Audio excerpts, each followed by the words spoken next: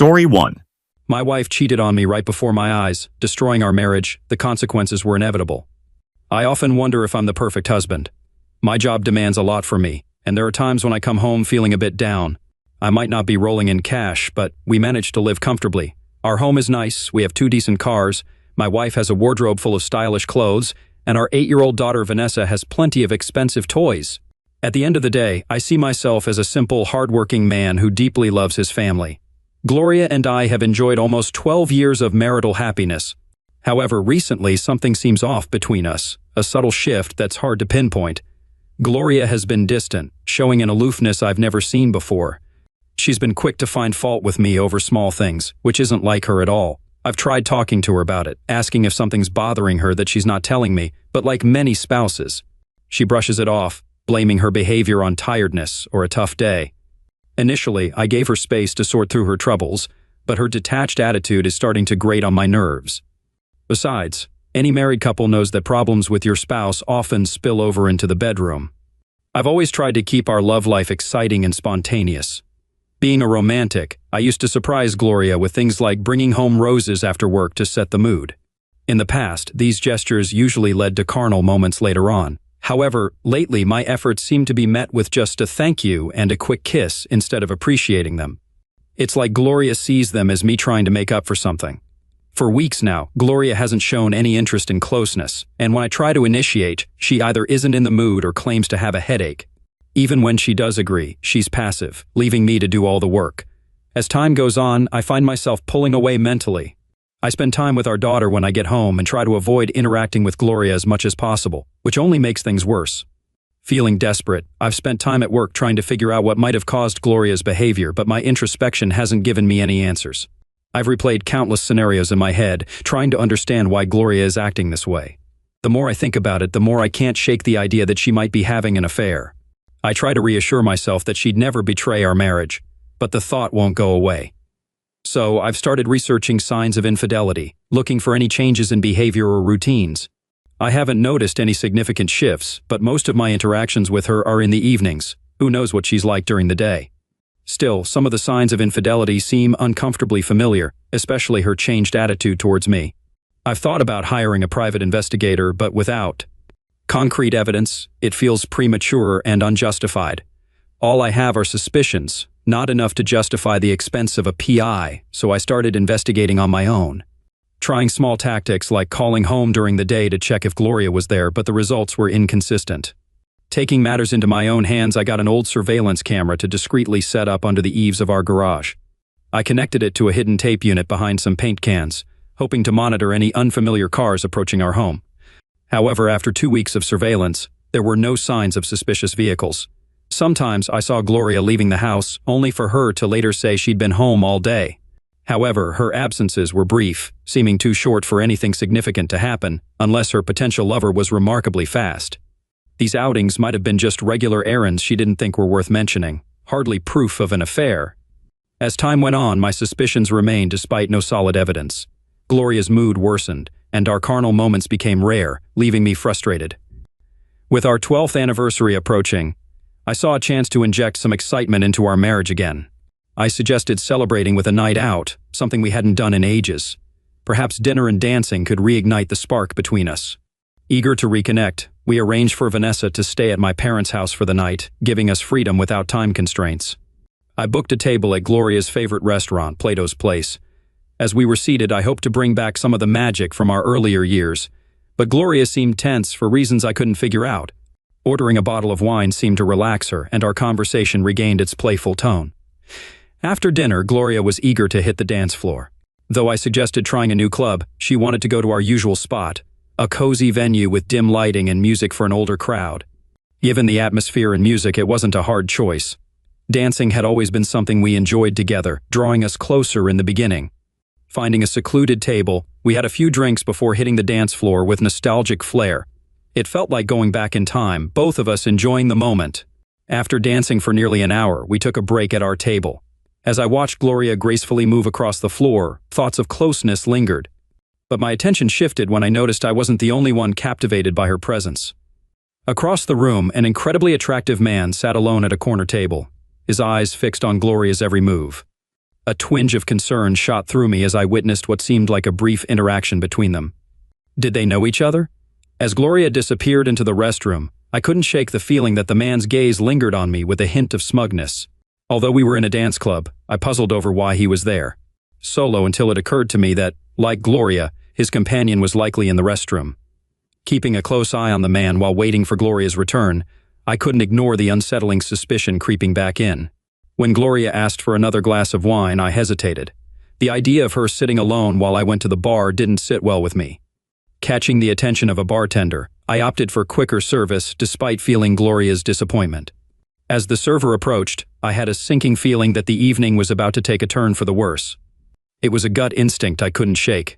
Glancing over my shoulder, I saw the same man still seated alone in the corner, confirming my suspicion that he was indeed by himself. "Who's the guy over there?" I asked, catching Gloria off guard. Momentarily, I thought I detected a hint of panic in her eyes before she swiftly regained her composure. "What guy?" she responded innocently, though her tone betrayed a hint of discomfort. "The guy over there," I persisted, "the one you exchanged glances with on your way to the bathroom." Gloria quickly denied it. "Honey, I don't know what you're talking about. I didn't exchange glances with anyone." Just as our drinks arrived, I noticed Gloria's eyes darting past me. Turning, I saw the man approaching our table, bypassing me entirely as he addressed Gloria with a request to dance. "No thanks," I interjected sharply, my tone revealing my displeasure. His response was mocking. "I was talking to the lady," he retorted with a smirk. "Yeah, well, the lady is my wife, and I decide who she dances with," I snapped back, feeling a surge of indignation. Gloria intervened, attempting to diffuse the tension. "Darren, you're being rude," she admonished gently. "Rude? Do you even know this guy?" I demanded, catching her off guard with the question. "He's the one I was talking about. I don't know what's going on between you two, but it's incredibly disrespectful for him to approach my wife without even acknowledging me," I asserted firmly. "Had he asked if I would mind you two dancing together, I might have considered it, but now, not a chance," I declared firmly, my frustration evident. "Darren, you're being silly," Gloria retorted, her tone now edged with impatience. "There's nothing going on between this gentleman and me. Yes, we're married, but you don't own me. I'm not your slave, and if I want to dance with someone, I will."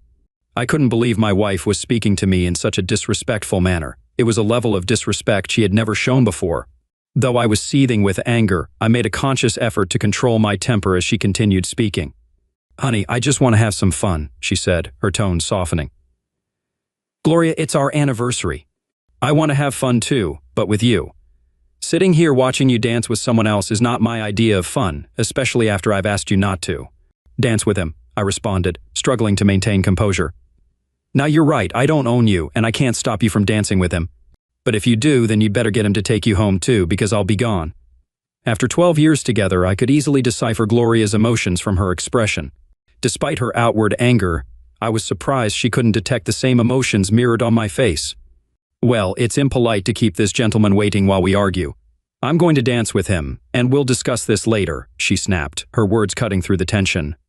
The jackass wore a triumphant smirk as he extended his hand for Gloria to take.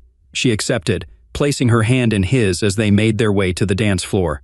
I'm certain they didn't notice my departure as I slipped out the door before they even began to dance.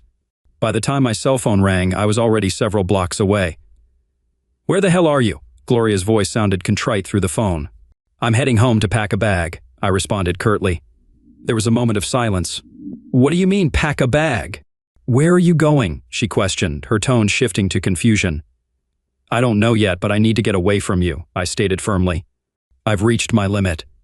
"You can't be serious, Darren. It was just one dance, for heaven's sake. Are you really going to throw away 12 years of marriage over this?" she pleaded. "It's not just about the dance, Gloria. Why would you stay married to someone you don't love or respect? I haven't caught you in the act, but I strongly suspect you're cheating on me, maybe with the guy you just danced with. I saw how you looked at each other when you went to the bathroom, and when he came to our table, he treated me with the same disrespect a man shows the husband of the woman he's involved with." "None at all," I firmly asserted. "Darren," her voice softened, "I do love you and respect you. I swear there was nothing going on between that guy and me. I would never cheat on you. Why would you even think that? You've got to be kidding me. We haven't been carnal in over 2 weeks, and when we are, you're barely present. You've been irritable and short-tempered for the past 2 months. Don't tell me you respect me, because your actions tonight proved otherwise." If you're not having an affair, you're certainly acting like it, I retorted. There was a long pause before she responded. I'm sorry, Darren. I didn't realize. I'm sorry for how I acted. I'm sorry for tonight. I'm sorry I gave you reason to think I'm having an affair. Another brief pause. I guess I did glance at that guy on the way to the restroom. He was attractive. I noticed him while we were dancing too, but I'm not having an affair with him. Please, honey, please just come back and pick me up. We can talk about it. Nope. Like I said, I've had enough. I told you if you dance with that guy, you'd have to find your own way home, and I meant it. I'm pulling into our driveway right now. By the time you get home, I'll be gone. If you're having an affair, maybe you should just go home with your lover boy and forget about me. Honey, please believe me, I'm not having an affair. Look, I'll grab a cab, but please just stay there until I get home, Gloria pleaded, desperation evident in her voice, a stark contrast from earlier. We need to talk this out. Please, she begged before abruptly ending the call. Upon arriving home, I swiftly packed a bag and left the house within 12 minutes. Curiosity nagged at me. Would Gloria really take a cab home, or would the guy drop her off? I drove down the block, switched off my lights, and waited. 15 minutes later, a yellow cab pulled into the driveway. Gloria hurriedly exited and darted into the house. Satisfied with what I saw, I headed for a motel. Almost immediately, my phone began to ring again. I switched it off. Though I lacked concrete evidence of infidelity, my suspicions remained strong. I was nearly convinced that Gloria and the man she danced with knew each other. Perhaps now was the time to hire that private detective. If I wasn't at home, maybe she would seek solace from her lover. The following day, I scoured the yellow pages for the most promising private investigator. After visiting his office and providing a retainer, I headed to work. My secretary, Joan, informed me that Gloria had called 20 times already, and something was amiss. I explained our marital issues and my decision not to return her calls, instructing Joan to relay this message. I also informed the receptionist not to allow Gloria entry to the offices if she showed up. I needed to give the PI a chance to uncover the truth. Now, it was a waiting game. Later that same afternoon, Andrea, our neighbor, called. Despite my reluctance, I answered, expecting the conversation to revolve around Gloria. Darren, she began, Gloria told me about the other night. She's been trying hard to apologize, but she says you won't talk to her. That's true, I responded firmly. I have nothing to say to her. I heard a sigh on the other end. She also mentioned you suspect her of cheating on you. Do you really believe that? Unfortunately, I do, I admitted. Her behavior has been strange for over 2 months now. The incident the other night only reinforced my suspicions. Reinforced? She questioned. All she did was dance with a guy. No, that's not quite accurate. I saw them exchange glances before he came to our table. It was very disrespectful to me, and Gloria chose to support him despite my warning her about the consequences. She ignored my feelings. I'm almost certain they're romantically involved. Darren, really? I think you're jumping to conclusions. I've been your neighbor for years, and if Gloria was cheating on you, I'm pretty sure I would have noticed something. I've never seen any unfamiliar cars parked outside your house, nor have I seen any strange men coming and going. Please, she knows that dancing with that guy was a mistake. She got upset because you told her not to, but she's realized you were right. Trust me, Darren, I know Gloria, and she wouldn't cheat on you. I'm not so sure anymore, Andrea. Her actions the other night didn't exactly show love. Please, Darren, just talk to her. You won't solve anything if you don't communicate. I knew Andrea made sense, but I needed time for the private investigator to work. Andrea, do me a favor. Let her know I'll call her in a couple of weeks. I still need some time to think things over. Another sigh came through the phone. Okay, Darren, I'll pass on the message, but please promise me you'll call her then. All right, promise, I assured her. After saying goodbye, I found myself thinking once more. Andrea and her husband Jack were close friends, and I couldn't imagine Andrea lying to me. If Gloria was indeed being unfaithful, she was doing an excellent job of hiding it. For the following 2 weeks, I experienced overwhelming anxiety. I reached out to the investigator multiple times, but there were no substantial updates. Eventually, he summoned me to his office, and as I took my seat, my stomach twisted with nerves. He pushed a manila envelope towards me, and my hand shook as I lifted it. He suggested I overlook the routine details and directed me to the bottom of page 5. With shaky fingers, I flipped through the report until I reached the designated page. Could this be the evidence I desperately sought? After a thorough investigation, this office found no evidence to support the client's suspicions of infidelity by his spouse. I felt like the ground had shifted beneath me. Unsure of how to react, I looked back up at the investigator. Are you sure? I asked, disbelief evident in my tone. Mr. Barnes, my team has meticulously monitored your wife's every move over the past 2 weeks. We've observed the house, monitored her communications, and trailed her whenever she left. We've scrutinized her phone records and credit card statements. There's simply no indication of any affair, he affirmed. Relief washed over me, threatening to overwhelm me. I struggled to contain my emotions, resisting the urge to break down into tears of relief right there in his office. Go home, Mr. Barnes, the investigator advised gently. Return to your wife and child. In my line of work, happy endings are a rare sight. I thanked the investigator before returning to my hotel room, knowing I needed more time to think. Over the weekend, I pondered everything that had happened. By Monday morning, I felt prepared to make an important call. When Gloria answered, her voice trembled with emotion. Hello? It's me, I replied. Are you okay? You sound upset. There was a moment of silence before she spoke again. Darren, oh Darren, I'm so sorry. I just don't know what to do if you don't come back to us. I've tried to be strong for Vanessa, but I can't stop crying. I'm sorry. I realize now that I took you for granted. You were right. I should have made it clear to that guy that I was with my husband and not interested. I showed you no respect, and I don't know why, because I do respect and love you. I promise, Darren, if you give me another chance, I'll never make that mistake again. Her heartfelt plea caught me off guard, a stark contrast to her behavior at the dance club. As I hesitated to respond, she jumped to a conclusion. You're not coming back, are you? She asked, her voice filled with despair. No, Gloria, I am coming back, I reassured her. But only on a trial basis. I want my wife back, the woman I fell in love with, the woman I married. She's here, Darren, truly. She's here, waiting for the man she loves, Andrea insisted, her sincerity evident in her voice. We'll see. Despite everything I've been through, the attitude, the lack of closeness, the disrespect, I'm still not entirely convinced. Not yet. I informed her that I'd be going to the motel after work to gather my things, but I'd be home tonight. There was a moment of silence before Gloria spoke, her voice filled with remorse. I love you, Darren. I'm deeply sorry for the way I treated you. I don't want to lose you. Despite her words, I couldn't shake off my reservations. I was still upset, and despite the evidence to the contrary, I couldn't shake the feeling that Gloria knew the man from the dance hall. After work, I collected my belongings and returned home. Vanessa greeted me enthusiastically at the door, unaware of our recent troubles. Gloria was there too, wrapping her arms around me and showering me with affectionate kisses. In that moment, as I kissed her back with fervor, I couldn't deny that I still loved my wife. That was 2 years ago, and since then, married life has been nothing short of wonderful. Gloria has once again become the woman I fell in love with, both inside and outside the bedroom. A few months back, she surprised me with a birthday party, a gesture we hadn't done much for my birthday in the past, but it became a tradition upon my return. Last night marked our 14th wedding anniversary, and this time Gloria took charge of planning the entire evening. When I arrived home from work, she greeted me with tickets to a dinner playhouse to see Man of La Mancha, one of my favorite plays. After the show, we took a leisurely drive down to the lakefront and strolled along the beach. With the moon casting its gentle glow and warm breezes blowing in from the lake, it felt like a scene out of a romantic movie. I love you, darling, I whispered, feeling as if we were still in the honeymoon phase of our relationship. And I love you very much, my dear, replied my adored wife, her eyes sparkling with affection.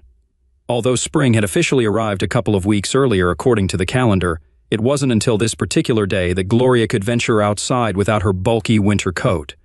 It symbolized the definitive end of yet another harsh Chicago winter. Stepping out, Gloria deeply breathed in the fresh morning scent left by the gentle April shower overnight. A smile played on her lips as she recalled the warm, secure feeling of being cuddled by her husband in bed, listening to the soothing raindrops. On her way to the car, Gloria noticed the beautiful blue wildflowers sprouting from the lawn, their resilience in the face of winter's challenges reminding her of spring's inherent desire for renewal and fresh starts. Humming along to the tunes on the car radio, Gloria headed to the cozy coffee shop where she was meeting her friend Zara, whom she hadn't seen in a while. Zara had a son the same age as Vanessa, Gloria's daughter, and their friendship had blossomed years ago at a school event. Since then, they had remained close friends, sharing each other's joys and challenges. Zara had arrived early, securing a snug table in the corner by the window. They exchanged waves and smiles through the glass as Gloria entered. The aroma of freshly brewed coffee filled the bustling cafe as Gloria joined the queue of customers eagerly awaiting their Colombian bliss. When Zara spotted Gloria, she rose with a grin. "Hi!" they both exclaimed, sharing a warm hug before settling into their seats. "It's been too long," Gloria remarked. How have you been? Zara's eyes lit up as she shared updates. They reminisced about old times, chuckling at memories from school events. Stories about their children flowed, marveling at how swiftly time had flown. As they dove into conversation, Zara leaned in, lowering her voice. Gloria, she whispered, can you keep a secret? Absolutely, Gloria replied, miming locking her lips and tossing the key. What's up? I probably shouldn't be telling you this, Zara confessed, excitement evident. But I've been, well, seeing this guy. Gloria's coffee paused midway to her lips, as she stared at her friend in surprise. Wait, are you saying you're considering an affair? Zara flashed a mischievous half-smile. Well, we haven't crossed any lines yet, but I'm seriously thinking about it. It's Eric. He's different, you know? He makes me feel alive, but I'm worried he might lose interest if I don't take it further. Wait, interjected Gloria, concern in her voice. Have you thought about the consequences? Are you ready to risk your marriage for him? Zara shrugged, a hint of nonchalance in her tone. Oh, I'm not talking about leaving Nick or anything. It's just a bit of excitement on the side, the spice of life, as they say, she remarked with a smile. And don't worry, I'm sure Nick will never find out. He'd be devastated if he knew. Plus, Eric's married. 2, we have to be discreet. Gloria grappled with a surge of anxiety, torn between her loyalty to her friend and her own moral compass. After harboring her own secret for 2 years, she decided to confide in Zara. Zara, remember a couple of years back when Darren and I went through a rough patch? He actually left me for a while, remember? Yeah, I do, but you never really opened up about it. I didn't want to pry, Zara replied. I never told anyone, and you have to swear not to breathe a word of what I'm about to tell you to another living soul, Gloria said, her tone serious. Zara nodded solemnly. Of course, Gloria, I promise. If this ever got out, it could ruin my marriage. That's why I've kept it buried. But, well, you need to hear it before you make any decisions that could jeopardize your own marriage. Gloria paused as the waitress refilled their coffee cups, then continued, her voice low and urgent. I'm probably not so different from most other married women out there. After 12 years of marriage, I started feeling, bored. Everything was becoming routine. It was like after all those years I looked around and realized, what am I doing? Where am I going? Nowhere. I felt stuck, like I had no real life of my own. Exactly, Zara interjected, her eyes showing understanding. I know exactly how you feel. Zara, I think most women experience something similar. It's not that you don't love your husband. I adore Darren with all my heart. But suddenly, it's like something's missing. I started feeling like I was slipping into a slight depression. Nothing felt exciting anymore, not even lovemaking. And it wasn't anyone's fault. Darren was doing everything he could for me, especially in the bedroom. I should have been over the moon, but nothing seemed to lift my spirit, not even school functions. Gloria took a moment to sip her coffee, gauging Zara's reaction. Seeing her friend's attentive expression, she continued, and then I met Louis. You had an affair? Zara asked, her voice barely above a whisper. Gloria nodded solemnly. An emotional affair, yes. Thankfully, I came to my senses before it turned physical. Thank goodness, she added with a heavy sigh. I was at that little grocery store on Marshall Avenue one day, and there he was. Oh, Zara, he was absolutely stunning, with his rugged good looks, sandy blonde hair, and those mesmerizing blue eyes that sparkled like Robert Redford's. And tall, too. I'm certain he was well over 6 feet. Even with his clothes on, I could tell he had a nice build. I couldn't tear my eyes away from him until he caught me, of course. I felt myself blushing as he smiled back at me. We began flirting, and it was thrilling, almost forbidden. But eventually, I snapped out of it. I needed to focus on my shopping, so I made my way to the produce aisle. As I reached for some tomatoes, I accidentally bumped into him. He looked at me with those captivating blue eyes and that charming smile and greeted me. Zara, I hate to admit it, but I could feel myself getting aroused. It was so embarrassing. I prayed he couldn't sense the scent I was giving off.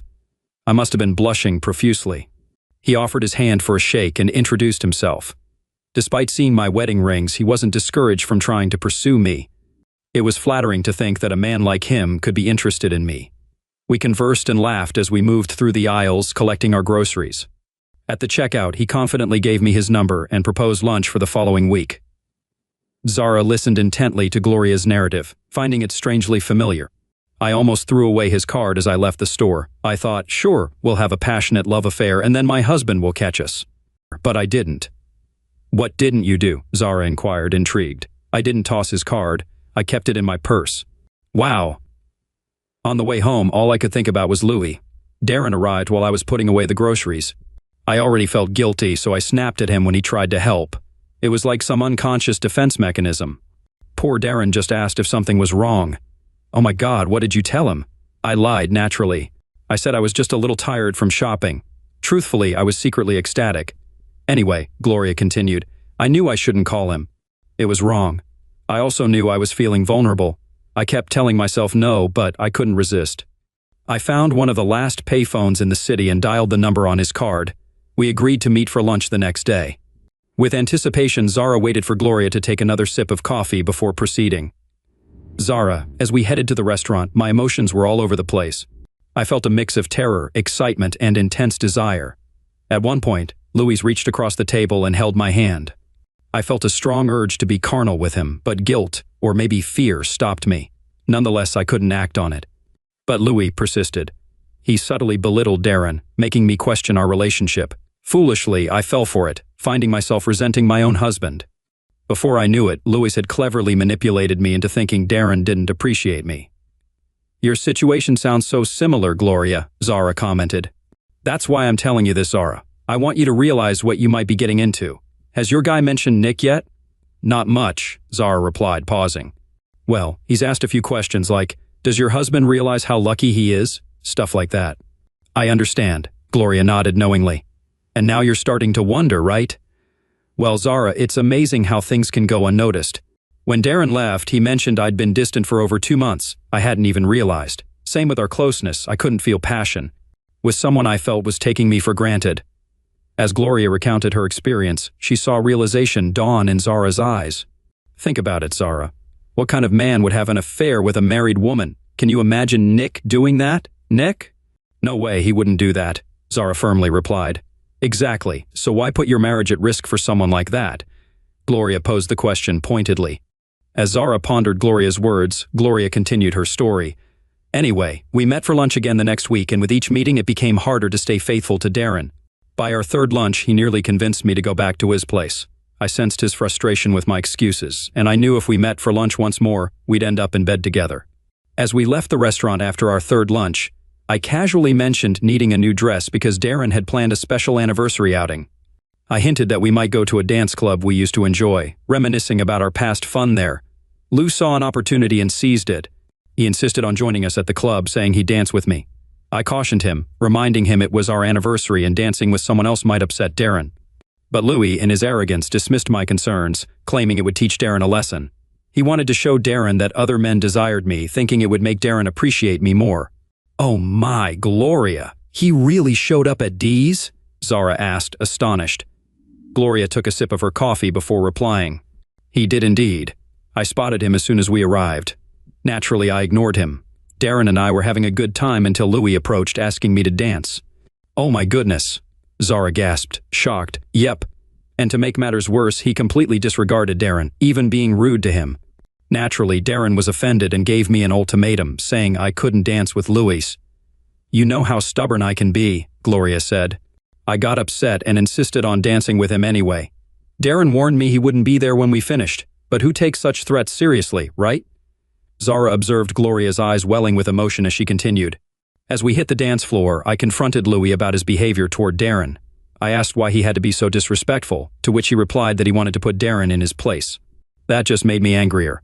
Of course, Louis kept me close while we danced, but I was mainly concerned with whether Darren was watching and getting angrier. I was so preoccupied, I didn't notice when the first dance ended and we started the second. When the music stopped, I told Louis no more dances.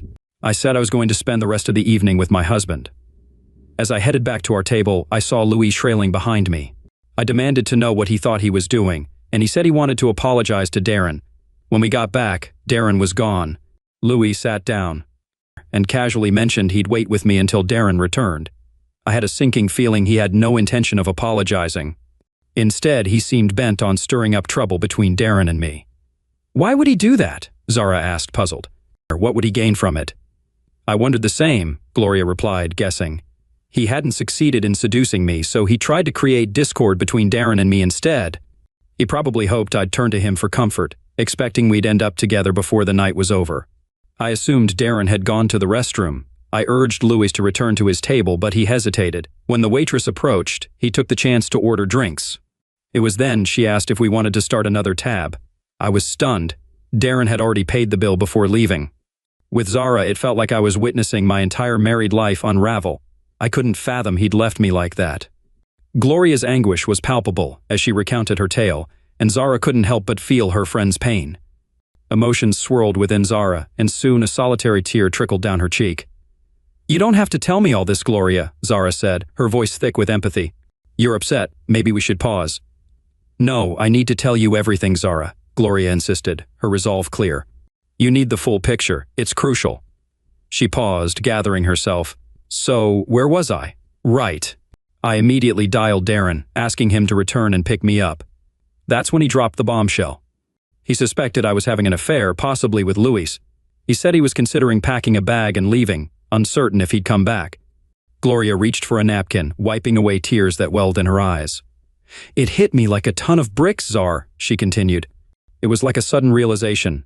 Everything became clear. It wasn't Darren taking me for granted. He'd done everything to support me. It was me. I was the one taking him, Vanessa, and our life together for granted. I realized I was risking my entire marriage for some idiot. I pleaded with Darren to return so we could talk, but he refused, so I hailed a cab. "What was Louis doing during all this?" Zara asked. "Oh, he wasn't giving up. Not yet. He insisted Darren didn't deserve me and pressed me to go home with him instead. I shut him down promptly," she recounted with a laugh. "But he persisted.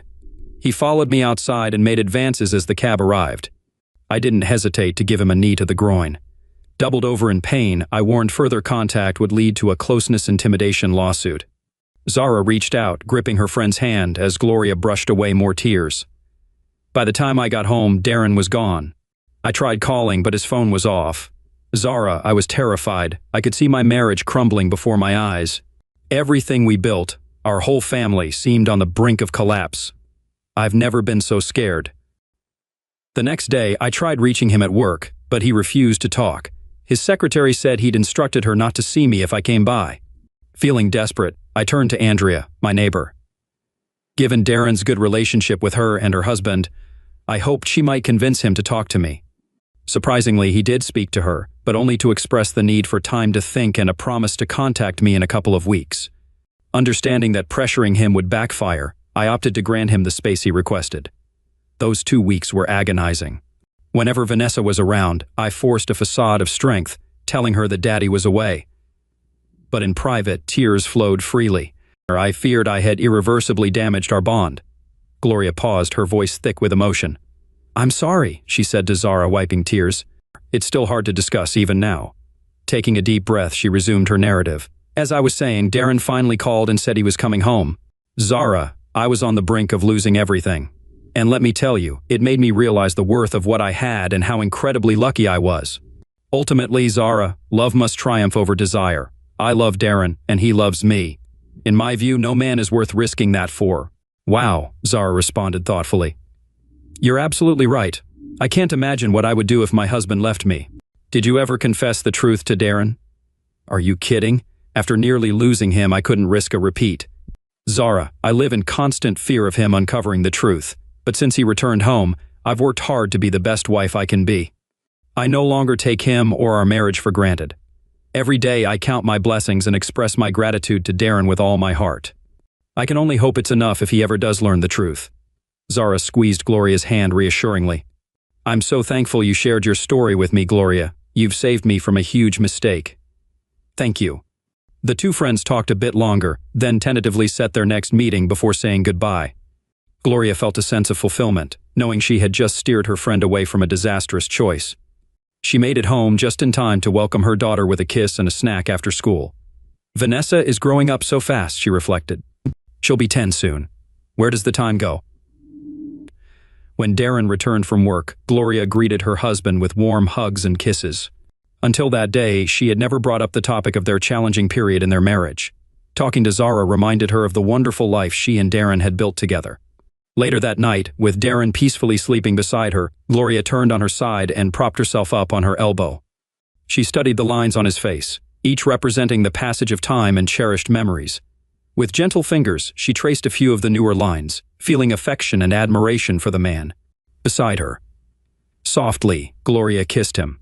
As their kiss deepened, Darren's lips curved into a wide smile. He embraced his beloved wife tightly, returning her affection with a passionate kiss.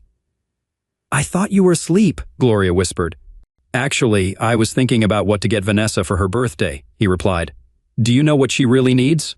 "What?" Gloria asked. A baby brother or sister," Darren declared. Though not entirely surprising, the suggestion of expanding their family brought a smile to Gloria's face. It seemed her husband had made the decision for them. "Well, her birthday is only 2 months away, honey. Shouldn't we start?" Gloria teased. Darren's grin widened. "You read my mind." 2 months later, Vanessa celebrated her 10th birthday with a big party in the backyard.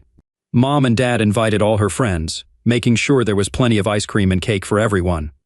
After the festivities, Gloria and Darren surprised their daughter with another special gift and the joyful news of an upcoming baby brother. Story 2. After kicking my cheating wife out, her affair partner showed up, leading to a violent confrontation. My wife is 30 years old, and she's always worked out and been in shape, but lately, I feel like it's becoming excessive. She used to regularly work out at a gym when she was in college. At some point, she stopped going to the gym. I think it was due to her schedule, and preferred to work out at home or go for runs outside. About 18 months ago, she announced she was going to get back into the habit of going to the gym. She now had a job where she was able to make more time for it. It started off normal but slowly became more and more frequent. She signed up for classes on the weekends both days. She started going to the gym every day. Then it became the morning before work and again later in the evening, every single day.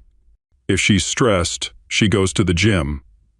Experiences some kind of life crisis? She immediately heads to the gym. We have an argument? She runs to the gym. She's 4 months pregnant right now, and I'm kind of surprised we even had time to make a kid. I understand that it's safe for her to work out, especially since she was already in the habit of doing it before she got pregnant. But the intensity is not slowing down. If she misses one of her normal gym sessions, she becomes so irritable, like a junkie not getting her fix. It's just bizarre, surely a case of too much of a good thing. Of course, she gets upset when I voice that it's becoming an unhealthy obsession, and that I miss spending time with her because she's there so much. She has all of these friends and this whole circle of people there that she seems to prefer spending time with over me. "Why don't we work out together at the gym? The gym is her time," she says. This isn't a case of me feeling insecure because she's in great physical shape and I'm a flat slob. I work out and I'm in shape. My job really requires me to stay in shape, so I can't let myself go if I wanted to. I genuinely feel her gym habits are unhealthy. She's over-exercising for one. There is such a thing. But worse than that, I feel it's becoming a way for her to escape everything else in her life. She's never actually fixed anything that goes wrong in her life. She just runs off to the gym to get some sort of mood boost, and then that's it. She also never gets anything else done in a practical sense because, how can she when she's at the gym so often? It's to the point where I have to do every chore, and if food is getting made, I'm going to have to do it. I don't expect her to do all of those things, but it should at least be a shared effort. People have even commented about it to me. They've said things about how she seems different, how she sure is at the gym a lot, and many of her friends and family barely see her anymore. Some have even suggested she's having an affair with somebody there. Please tell me that this doesn't sound normal to you. She insists. This is perfectly normal. Ask for an opinion, and the community shall respond. First up, my guess would be that she is overwhelmed by life and that she escapes to the gym. She's probably always been a control freak, and now that life does life things, she has a hard time not being in control. You're always in control at the gym. Same reason why bodybuilding attracts control freaks. The op replies. Yes, she is somebody who is overwhelmed with life, a very stressed out person, somebody who worries about everything. Her job is extremely stressful to her, and she's been on the verge of true breakdowns because of it multiple times. They're actually the ones who told her she had to do something to deal with her stress, which was part of the reason she started going to the gym. Someone else chimes in, okay, the people thinking it's an affair is one thing, but I think it's more likely this. I saw this post and actually thought of myself at one point. I used to spend 3 hours at the gym over 2 sessions some days, and run 30 to 40 miles a week. If I missed my run or someone changed plans on me, I would be very annoyed and have to make it up another day, often overworking myself and just stressed. Can't enjoy things until I get my workout in. Based on what you said, I do think she is addicted to exercise, and it is a real thing. I think due to her pregnancy and body changes, the gym and exercise is how she feels in control. It's an obsession like OCD, if that makes sense, and over time she will need more exercise to feel that high. Maybe she's pumping iron to prepare for the ultimate baby lift. Maybe she's trying to get it in while she still can. There's a lot of changes going on for a woman during pregnancy, and maybe she feels like going to the gym is the only thing she can control right now. Just remember, when the baby arrives, you'll both be doing reps of changing diapers and sleepless nights. So, might as well get used to the gym grind now, right? Update: my wife is addicted to the gym, and it's ruining our marriage. I posted not very long ago about my wife's addiction to the gym, a compulsion, if you will. She spends most of her free time there. She often goes twice a day, and sometimes even 3 times if we have a fight at night and she needs to run off instead of actually talking to me. She won't let me go to her gym, and she refuses to go to mine. Her gym is her place, my gym is my place. And that's the way it has to be, according to her.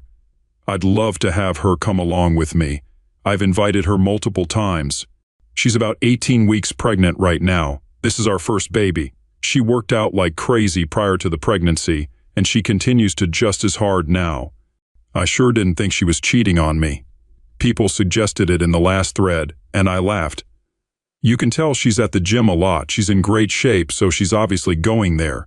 I felt really confident about the cheating issue, and when I posted 9 days ago, I wasn't even considering cheating. I'm embarrassed to admit that after reading a lot of the comments on my last post, I thought maybe I was being overly confident about her fidelity. She usually always has her phone on her, but she left it on the kitchen counter, and as stupid as I felt, I decided to do a quick swipe through her texts. She had a current text conversation going on with a guy. I recognized the name, the same name of a guy from the gym who she mentions a lot. She's friends with a lot of people there. We went to one of their weddings last fall. I wasn't too terribly concerned until I started reading the texts. Never wanted to know what the guy's dick looked like, but I know now. She was only out of the room for literally about a minute or two, so I had to scroll fast. I was furious. I asked her what the F this conversation was about. She started yelling at me for looking at her phone. I told her she's acting so weird, and that the gym obsession was really bothering me, so I just decided to look. I was ashamed that I did, but I thought I'd find nothing at all. She said, "It's nothing, it's nothing." Didn't look like nothing to me. She sure seemed pretty interested in his nothing. I wanted to know if she's been effing him, and for how long. She kept saying no. I left the house because I was so furious, but not before I slammed her phone on the ground and shattered it. She was calling me all sorts of names for breaking her phone. She hit me on the back as hard as she could.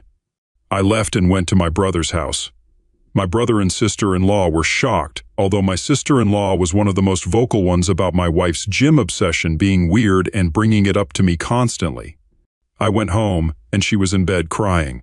She obviously couldn't call me or anyone else for that matter. She was laying it on thick. "I didn't know if you'd ever come home. Give me a break." I took her phone to get repaired. She doesn't deserve it, but I still feel like a butt for breaking her phone. I still don't know how deep it goes. She won't admit to anything beyond what I saw. Was it sexting? Bad enough. Or more. I'm convinced it was a lot more. But she refuses to hand over her phone and is now trying to act like I'm this terrible monster who is abusing her because I broke her phone. Not my proudest moment, but I honestly wanted to body slam her after she punched me. I have never, and would never, actually touch her like that. Let's see how the community reacts, okay? This is bad and about to get a lot worse. Let's just cut right through the BS and recognize what is happening. Your wife is 100% having an affair. It is physical. She isn't just sending and receiving pictures. She's been lying to you about it for a while now and is lying to you about it currently. What you saw on her phone is the tip of the iceberg and not the full picture. Given your previous post and her long-standing insistence on a separate gym, it's likely that the physical affair started before she got pregnant. It doesn't take a genius to see what the implications are for the pregnancy and your paternity. Remember, she is a proven liar and is lying to you still. Now it's only a matter of how deep and depraved the lies are. Don't allow yourself to think that it couldn't be possible. Remember, it was only a few days ago you thought it was impossible for her to be having an affair. She was not in bed crying over you, she was crying for herself and what your discovery means for her situation. She is selfish and has shown she doesn't care about you. Don't confuse her tears, they are crocodile tears. This is bad, 5-alarm fire bad. You cannot control her actions, only your actions and reactions. You have some leverage now. Use it to get as much as possible at this stage, including full access to her phone history, social media, and deleted messages. This is important only because it will make the truth undeniable, not because it will make this salvageable. Stay strong and keep your head screwed on. It's going to get a lot worse before it gets better. Oh boy, I was really hoping it didn't come down to that, but you can't always give people the benefit of the doubt. Looks like your marriage is getting into cardio too, running away from the truth. Who needs couples therapy when you can just hit the gym separately and avoid your problems, right? At least now you know why she's been so eager to work on her squats lately. Got to keep those legs strong for running away from confrontation. It makes you sort of wonder if the baby in her belly is really yours, OP. Hate to say it. Update, not sure if posting something on my profile will be seen by anyone, but I don't feel like making another update in a subreddit today. My wife asked me to stay home from work so we could talk. She laid in bed all day yesterday trying to get me to feel sorry for her, but I paid absolutely no attention to her and ended up leaving the house to go to my family's Super Bowl party. I wasn't in the mood to go, but I wasn't going to sit at home with her. It really bothered her that I left. She kept texting me things like, "Who just leaves like that when something like this is happening?" And, "Who is that cold and callous that they just leave to go to a party?" I stayed home today to talk to her. She was full of tears. She's so sorry. According to her, she really was going to the gym twice a day because she likes going there. That's where her friends are. It makes her feel good. It's fun for her. She met this guy there, and he started flirting with her. Everyone likes him. He's one of the most popular guys there. I didn't realize there were popular people at gyms. She admitted that she flirted back but didn't mean anything by it. She didn't reciprocate very much at first, but he gave her butterflies, and she just found herself flirting back without thinking. She said it felt like when she had a crush on somebody when she was in school, when she was younger. They started texting. At first, it was just friendly and nothing sexual for several months, but she'd feel giddy every time she got a message from him. She was really attracted to him, but told him that she was married and there could never actually be anything between them. According to her, he kept flirting with her anyway and said, "Sure, we won't cross the line," until they did cross the line. She said she had tried to resist it for a while, but then one day, they kissed. She admitted to enjoying it, but also felt that it was wrong. She must not have felt that bad because she slept with him for the first time later that night. She described it like falling in love with somebody for the first time. All she could think about was him. Is she in love with him? She doesn't know. Is the baby mine? She thinks so, but there's always a small chance it could be his. He always used a condom, so she doesn't think it's his baby. But they were sleeping together at the time she got pregnant. She loves me. She can't help that there's just this huge spark between the two of them. She doesn't know if she loves him. She doesn't know if the baby is mine. She doesn't know why she did this. She doesn't know what she thinks we should do. The nail in the coffin is when she said, "You wouldn't really leave me if it's not your baby, would you?" She had the balls to ask me that. I told her, "Of course I'm leaving you, and I wouldn't raise another man's child." She seemed shocked. She said, "Really? With everything we have and all our history, you wouldn't even consider it? She can't be serious." I told her no, I would never consider it. She agreed to get a DNA test. She cheerfully agreed, like I'm supposed to feel sorry for her about it. I don't know who this woman is. She was crying the whole time, but not tears of an ashamed or sorry person. They were tears for herself and meant to try to make me feel bad. Feel bad for what? That her heart is apparently so torn? Time for some more community reaction. The good news is she has given you all the information you need to make the right decision. All the extra details she provided are exactly what was needed to make it absolutely clear that you cannot stay with this person 1 second longer. Even if the child is yours, there's no way you should stay married. Many people co-parent, and it's better to do that than stay with this person. As much as this no doubt hurts you, on the bright side, it's really great that she removed the cloud of uncertainty that inevitably comes with situations like this. You know what you need to do now, you just have to do it. That doesn't mean this is going to be easy. In fact, it's probably going to be the most difficult thing you've ever done in your life, but you know now with absolute certainty that ending this marriage is the right thing to do. OP replies, "She's ruined my life, but I just feel numb right now. I barely feel anything at the moment. It would have been bad enough for her to have an affair and cheat on me, but she couldn't have stopped when she found out she was pregnant? At least I could have walked away if it wasn't for this pregnancy. Maybe I still can. I won't know for sure until I get some test results. She's almost positive the baby is mine. I'm stuck dealing with her forever then. My child will grow up with divorced parents. Their mom will be the gym bike. Maybe she'll even take off to live near her family and take my kid with her. Oh, but then she couldn't be near the guy who gives her butterflies and F her in gym changing rooms.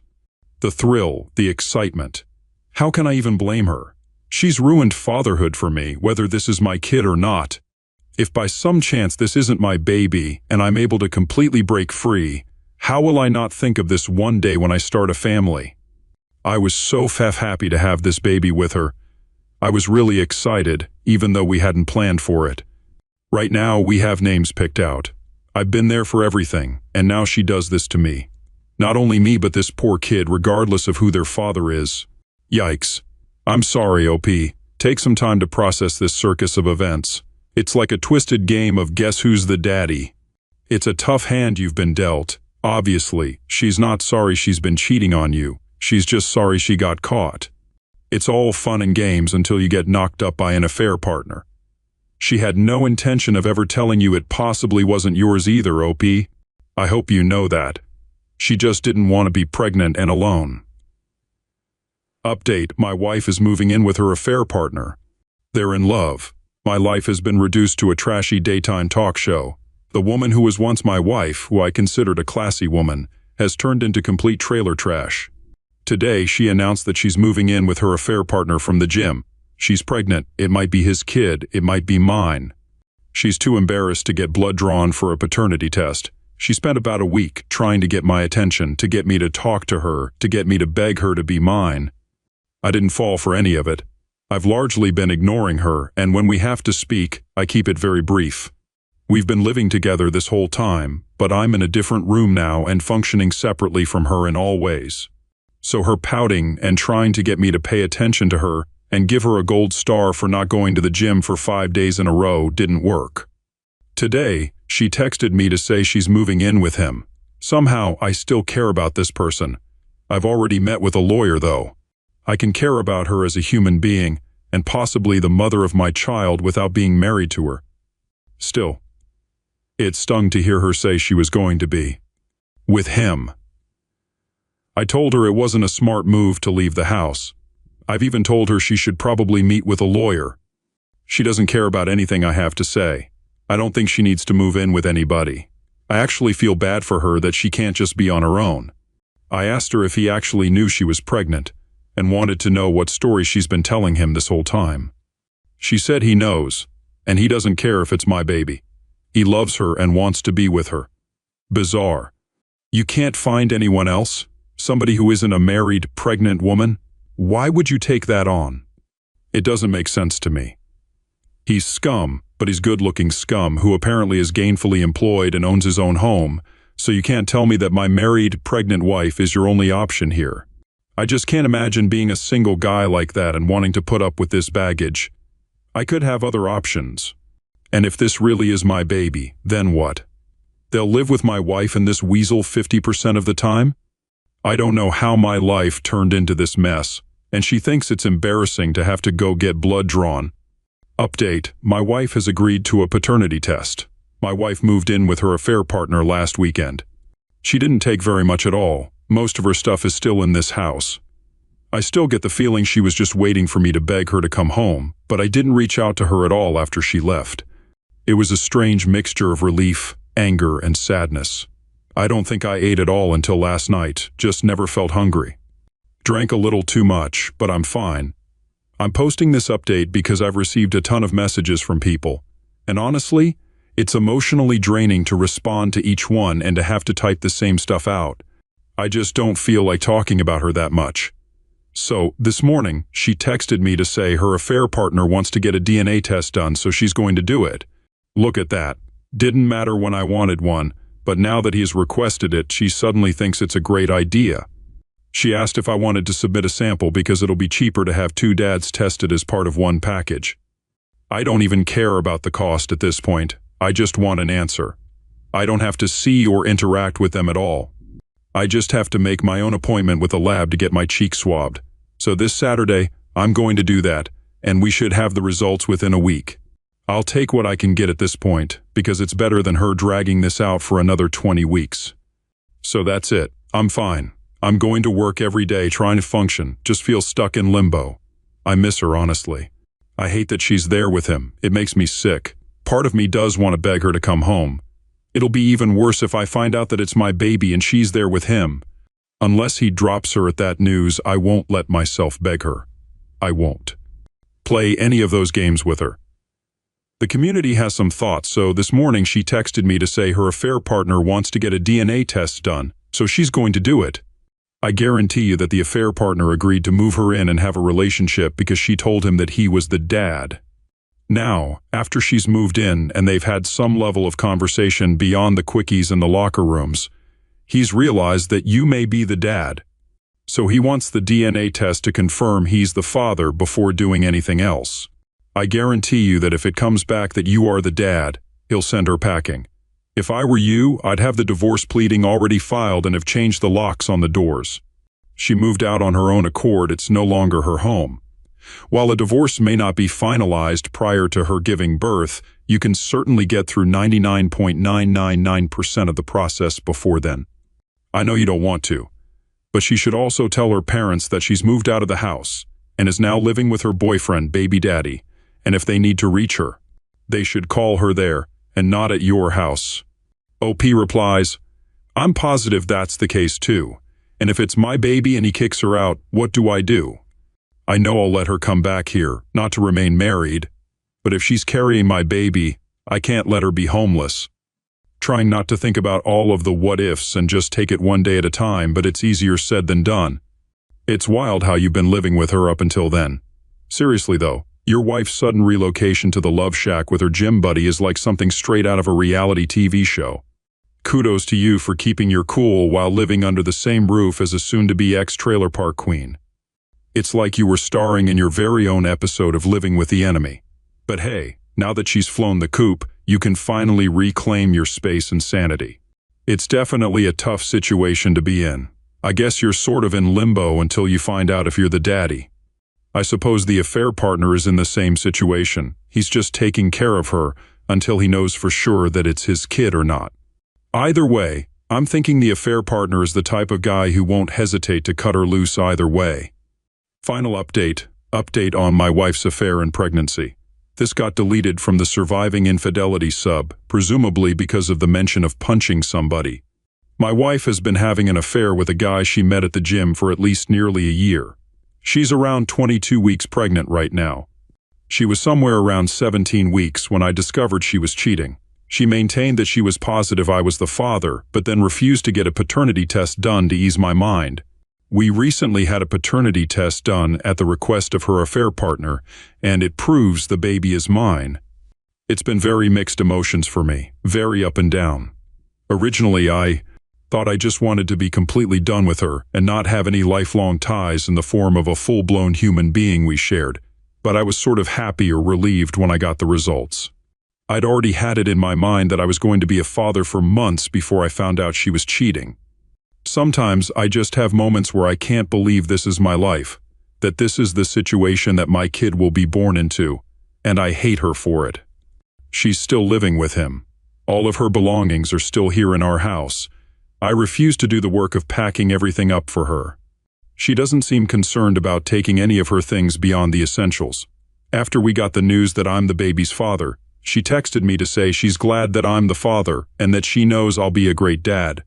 She was texting me new baby name ideas last night. She's tried calling, but I ignore the calls. I only speak with her via text. This morning she asked if she could come by and get a few things. I told her it was fine, as I've been advised by my lawyer to not prevent her entry to the home, but I told her that he better not be with her. So who shows up with her? The scumbag boyfriend. He walks right into the house behind her like it's no big deal. She ran upstairs to get the stuff she wanted, and he and I were just left standing there in the living room. He told me it wasn't her fault that he was there.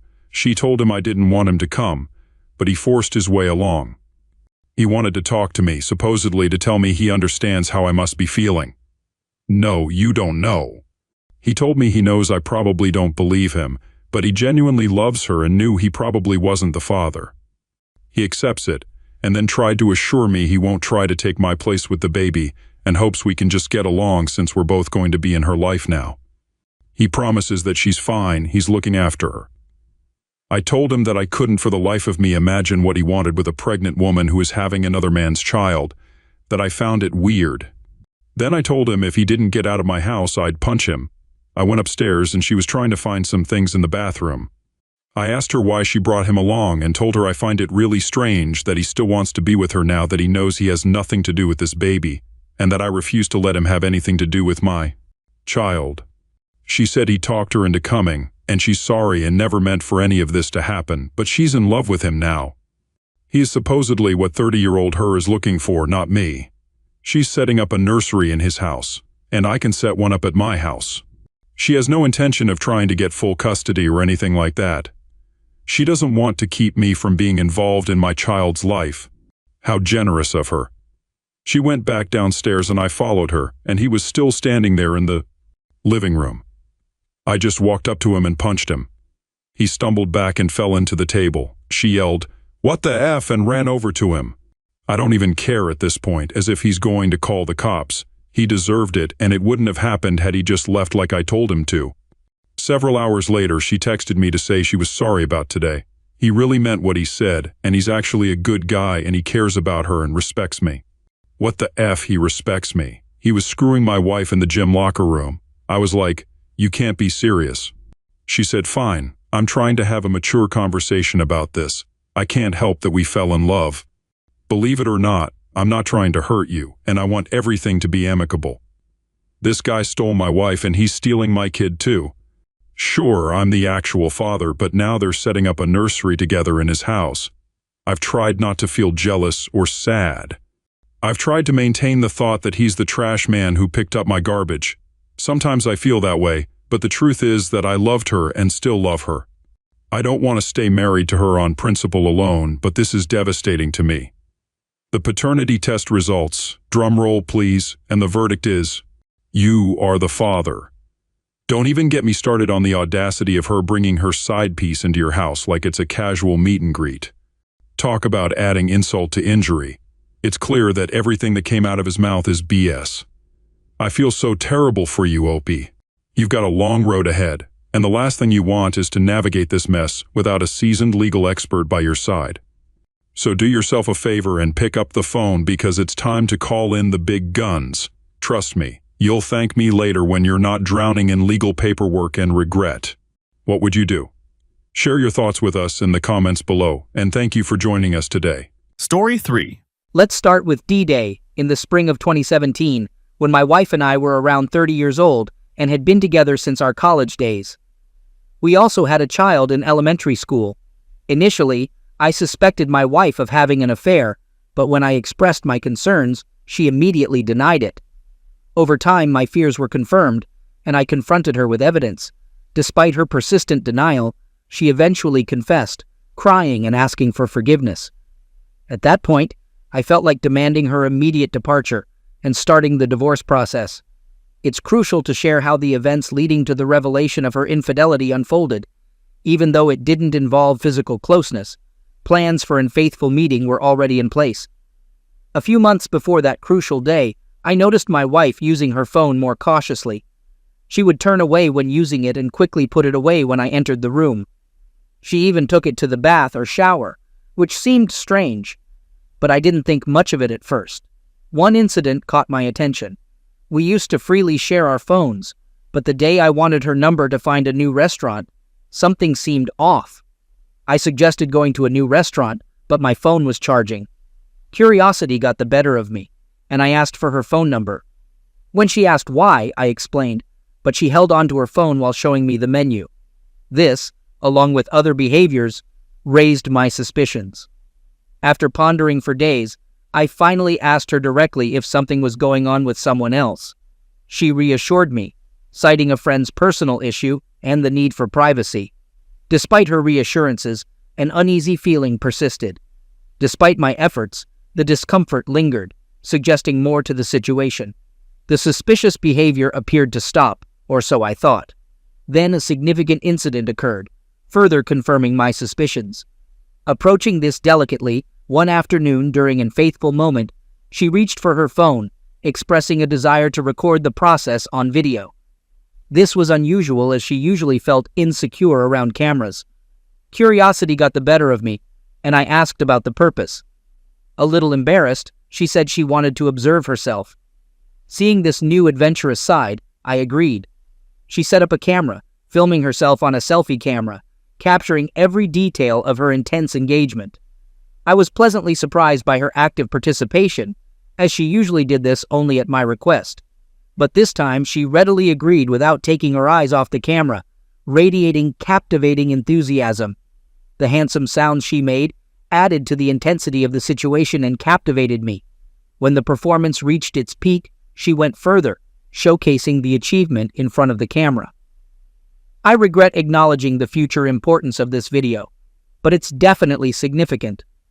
Despite the clear deviation from our usual behavior, I chose not to make a big deal out of it, not wanting to embarrass or discourage her from trying new things. Instead, I tried to keep things normal, secretly hoping we could explore this new experience together. Since my wife and I have been in a committed relationship since age 20, her sudden change in character triggered a familiar, instinctive feeling in me.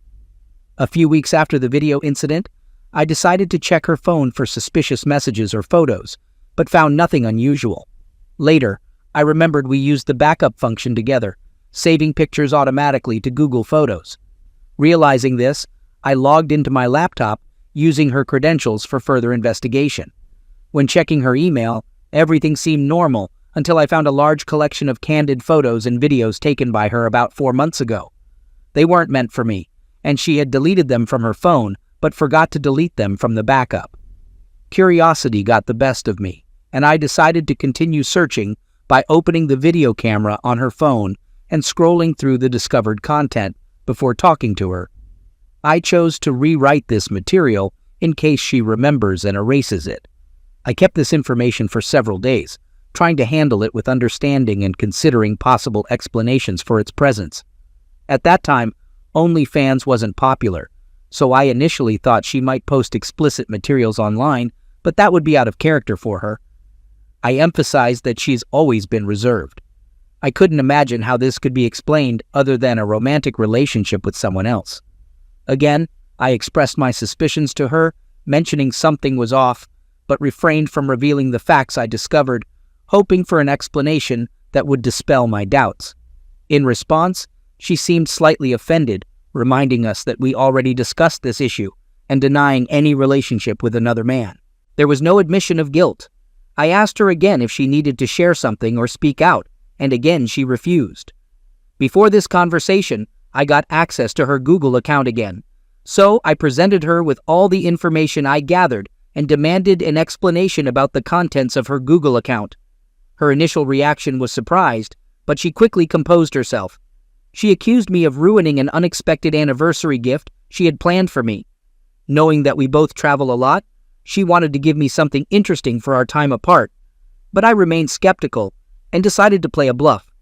I told her I had access not only to her Google account, hoping this would make her confess the truth on my ultimatum to leave if she didn't. She couldn't hold back her tears and insisted everything was not as it seemed. Apologizing, she asked for forgiveness. She claimed she did nothing wrong, but only acted stupidly. When I asked about the person she mentioned, she called him her colleague. They first met at a work event at the end of 2016, about 7 months before this important event. Interestingly, he holds a similar position in another branch of the same company, located about 200 miles away from us. Initially, they communicated by email, mainly about work. After exchanging numbers, she emphasized that, given his extensive experience in this position, her only intention was to get professional advice and share tips. It was her recent promotion to a similar position that triggered more personal topics in their conversation, and he began to flirt, to which she willingly reciprocated. Realizing the need for privacy, he suggested moving their communication to an encrypted messaging app. From my perspective, this man seemed to have a tendency to pursue married women, which was unpleasant to me. The initial messages were deleted, so I never saw them, but the rest of their conversation was saved in the messaging app they used. When I said I wanted to watch, she resisted and tried to talk me out of it emotionally. At the same time, I reminded her that I was ready to leave if she wasn't completely honest with me. Eventually, she reluctantly opened the app and handed it to me, curling up with her head in her lap. The content of the messages was explicit, filled with provocative photos and videos. Both participants were excited about an upcoming summer work event where they planned to spend 2 nights in a hotel, detailing shockingly graphic messages about what they intended to do. Continuing to read, my thoughts went back to the earlier video. I asked if she had sent him the video, and in response, she burst into tears. Trying to gather more information, I scrolled through the conversation until I found a video. To my horror, they were exchanging numerous notes discussing him. He expressed pleasure from indulging in pleasure while watching the video, and she replied that it turns her on. This revelation deeply offended me. It wasn't just about sharing a faithful video, but also emotional betrayal. Participating in such a vulnerable action was completely unfamiliar to me. Let me clarify that I've never shared explicit photos, let alone sent them. The idea of sharing such an unfaithful picture, especially with someone she was involved with, terrified me. However, they managed to involve me in their past relationships, even though I never willingly participated. Maybe not intentionally, but it seemed so. Now, thinking about it, I realize with deep regret that I was just her replacement and an equal participant in that video. I realized that all those worries and experiences I expected were directed solely for his benefit, not mine. So I made the difficult decision to leave and informed her about my desire to divorce. Despite her moving out, she insisted on reconciling. To get a grip on the situation, I consulted with several divorce lawyers who informed me that a settlement agreement would inevitably lead to a significant decrease in my financial well-being and joint custody of our child. After carefully studying my financial capabilities and having numerous conversations with my parents, I came to this conclusion. Turning to my colleague for advice and trusting my friends, I concluded that divorce is the most appropriate option. I believed that I could overcome financial difficulties reasonably soon, allowing me to retire as planned. Additionally, I believed that my daughter's well-being would be better if she had contented parents, even if they were no longer married. When I finally reached out to my wife to tell her about my decision to start divorce proceedings, she surprised me by offering a deal. She suggested a year-long trial separation, during which we would have time to cool down and restore the relationship. After seeking advice from a marriage counselor, I reconsidered the situation. If I chose to move on, the consultant would be ready to facilitate the divorce process, providing equal custody of the child and a more favorable distribution of property. After careful consideration, I agreed to this decision. I made it clear to my wife that I intended to approach our separation as if I were single. Given the length of our relationship and my limited experience when we first started dating, I felt that I needed to gain more life experience to make an informed decision about our future. I expressed my dissatisfaction with her behavior and made it clear that if she considered it unfair or felt uncomfortable in such an unequal position, then we could think about divorce. Although it was unpleasant for her, she understood my point of view and eventually agreed. Soon after, I started dating other women, including a romantic relationship with a woman I met at the gym that lasted several months. It seems that my wife doubted the sincerity of our relationship. She didn't handle the situation properly.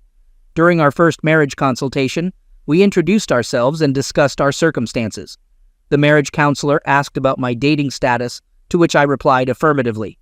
In response, my wife made the following remark: "I don't see the point in us going through this if you're dating other women." After the session, I agreed with her opinion and expressed the belief that marriage counseling might not be a useful idea.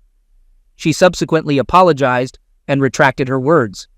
I told her we could revisit the idea later.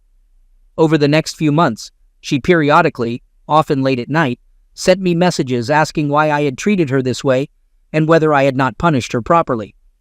After about a year and a half, I began to consider the possibility of reconciliation. We successfully engaged in co-parenting and spent time with our daughter as one family. Besides, the dates were incredibly dull. Perhaps it was premature, but disappointment overwhelmed me.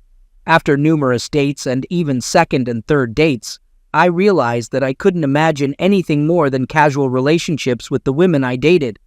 As a result, having been divorced for more than a year, I decided to end my dating. This choice allowed me to spend more time reconnecting with my wife. In early 2019, I asked her to move in with us to rebuild our family, bringing great joy to my daughter. Our relationship restoration centered around our shared commitment to raising our child. As a mother, I trust her implicitly. She's excellent, and I have full confidence in her ability to make sensible financial and medical decisions on my behalf if needed. However, our romantic love hasn't rekindled, and unfortunately, I no longer feel a deep sense of gratitude for having her in my life. While some aspects of our relationship aren't ideal, it doesn't diminish my overall happiness. I've held on to hope for a long time, but it's been over 4 years since our reconciliation, and it seems things won't get much better. Nevertheless, I'm content fulfilling the roles of a responsible partner and devoted father daily. This used to suit me well, but recent events brought discord into our relationship, leaving me feeling depressed and lost after the betrayal. I'm really counting on the support of others. My best friend and I have been inseparable since our teenage years, attending all significant events together, from proms to weddings and even the birth of our children. Despite the busy life, we managed to find time for joint sports several times a week. During the tough times of separation from my wife, he provided support, checking on me daily and ensuring I took care of myself. He even monitored my drinks intake. I tried not to succumb to excessive drinking and to keep my composure until I regained stability in my life. But after I took over the organization of Thanksgiving last year, the situation began to change. He became distant, often canceled our classes at the gym, and generally avoided communication. At first, I attributed this behavior to being busy during the holiday season, given the family and work responsibilities that usually consume all of us at this time. From time to time, I contacted him by SMS to find out how he was doing, but his answers usually came down to short messages or a simple thumbs-up emoji. I didn't attach much importance to this. Perhaps he just needed personal space. I tried to communicate with him and convince him of my sincere care and support. But in January, my wife confronted me with the fact that I had not informed her about the divorce of my closest friend and his wife. I was completely unaware of the situation she was talking about. As it turned out, my friend's wife turned to my wife with a request to help her overcome infidelity and convince her of the need to work on their marriage. In response, my wife just offered her typical advice. She stressed the importance of qualities such as transparency, patience, and respect, and even advised me to read something. But I was struck by his reaction to someone else's situation. Despite the obvious irony in her answer, I refrained from expressing my thoughts. It was very sad for me to watch the pain they caused. Like everyone else, I knew about the difficulties they faced and could not understand why they did not turn to me for support. After all, this man gave me incredible support during my wife's infidelity, and I thought he should have known that I would never condemn him.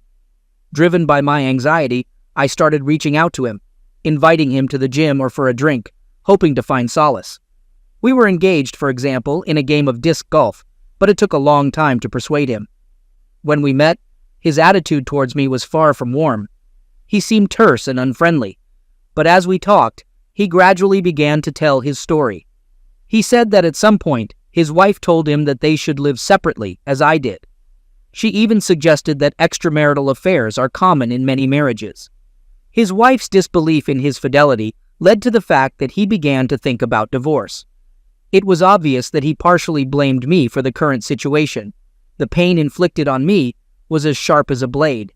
The mere thought that I had played some role, even the most insignificant, in the cruel fate of my friend's betrayal caused almost as much pain as the discovery of my wife's infidelity. Did my decision to stay with my wife somehow affect this outcome? Does forgiving infidelity mean that it becomes more tolerable? Is there anything I can do to help my friend? I tried to explain why I decided to stay, emphasizing that our relationship had become purely practical. Our marriage no longer resembled what it was before. However, his indifference didn't confuse me. I believe he has every right to be angry, and I sympathize with him. The recent incident reopened old emotional wounds, significantly worsening my relationship with my wife. It's been 2 months since our last faithful moment, and even making eye contact or engaging in physical touch has become challenging for me. The thought of divorce has started crossing my mind again, but fortunately, my daughter is grown up now and can handle the potential consequences. I think she's reached an age where she can express her wishes and opinions about our family situation. I have complete confidence in my wife's ability to be a great co-parent, irrespective of our relationship status. I feel a strong sense of guilt and depression about how much we've regressed, and I'm somewhat disgusted by my own actions. Have any of you ever felt this overwhelming sense of guilt, especially at such an advanced stage? How did you cope with it? Logically, I understand I'm not to blame, but his criticism puts a lot of pressure on my conscience. I can't support him the way he once supported me. I'm genuinely at a loss about what to do. Any advice or words of support would be greatly appreciated. I can't help but wonder if cheating has permanently damaged the part of me seeking connection and closeness. After our conversation, I felt emptiness and the absence of any real essence. I remember lying in bed one weekend, contemplating the lack of emotions I should be feeling. Despite being with an amazing woman, experiencing a tender and charming moment, an inexplicable emptiness prevailed within me. I longed for the deep connection and closeness my wife and I once had, but it never surfaced. This inability to feel burdened me with guilt and deep self-doubt. When my wife and I reconciled, I hoped to regain the deep satisfaction and connection we once shared. Despite the physical aspect being enjoyable, there's no true satisfaction in it. It feels like I'm just going through the motions and not experiencing a genuine connection with my wife. Since I last expressed my concerns, there has been some improvement in our relationship. We've had several conversations, and I must commend my wife for her insight and intelligence in understanding what was bothering me. I questioned why she felt entitled to condemn my friend's wife for behaving similarly to herself. She adamantly denied the similarity, claiming Mike's wife had repeatedly cheated while she had never done so. It was clear she had convinced herself she never intended to cheat with a third person. I reminded her of our previous conversations, to which she replied something like this: "I made a big mistake and allowed myself to get carried away by the moment, even though I had no intention of doing anything. She just doesn't get it, or maybe I don't understand it. On one hand, I recognize our situation could have been worse, but on the other, the guilt still weighs on me. At least we're communicating now. Some people suggested psychotherapy, but we never went to marriage counseling after the first session. However, my wife attended individual therapy sessions during our separation. My family has faced challenges with mental health treatment, and my grandmother's mistreatment by mental health professionals during a less understanding era left a lasting impact on our perception. This has become a significant obstacle for me in seeking help for myself, and I'm unsure how to overcome it. Regarding Mike, I decided to give him the space, as you all recommended. I reached out to him through text, expressing my support, apologizing for his current difficulties, and assuring him of my presence and support. In response, he gave me a thumbs up, indicating he needed my help. I can't help but feel sorry for him and would like to offer support. I'm grateful to all of you for being an umbrella for me, because I can't share these things with anyone in my life. They either condemn me or condemn my wife, which isn't good for anyone.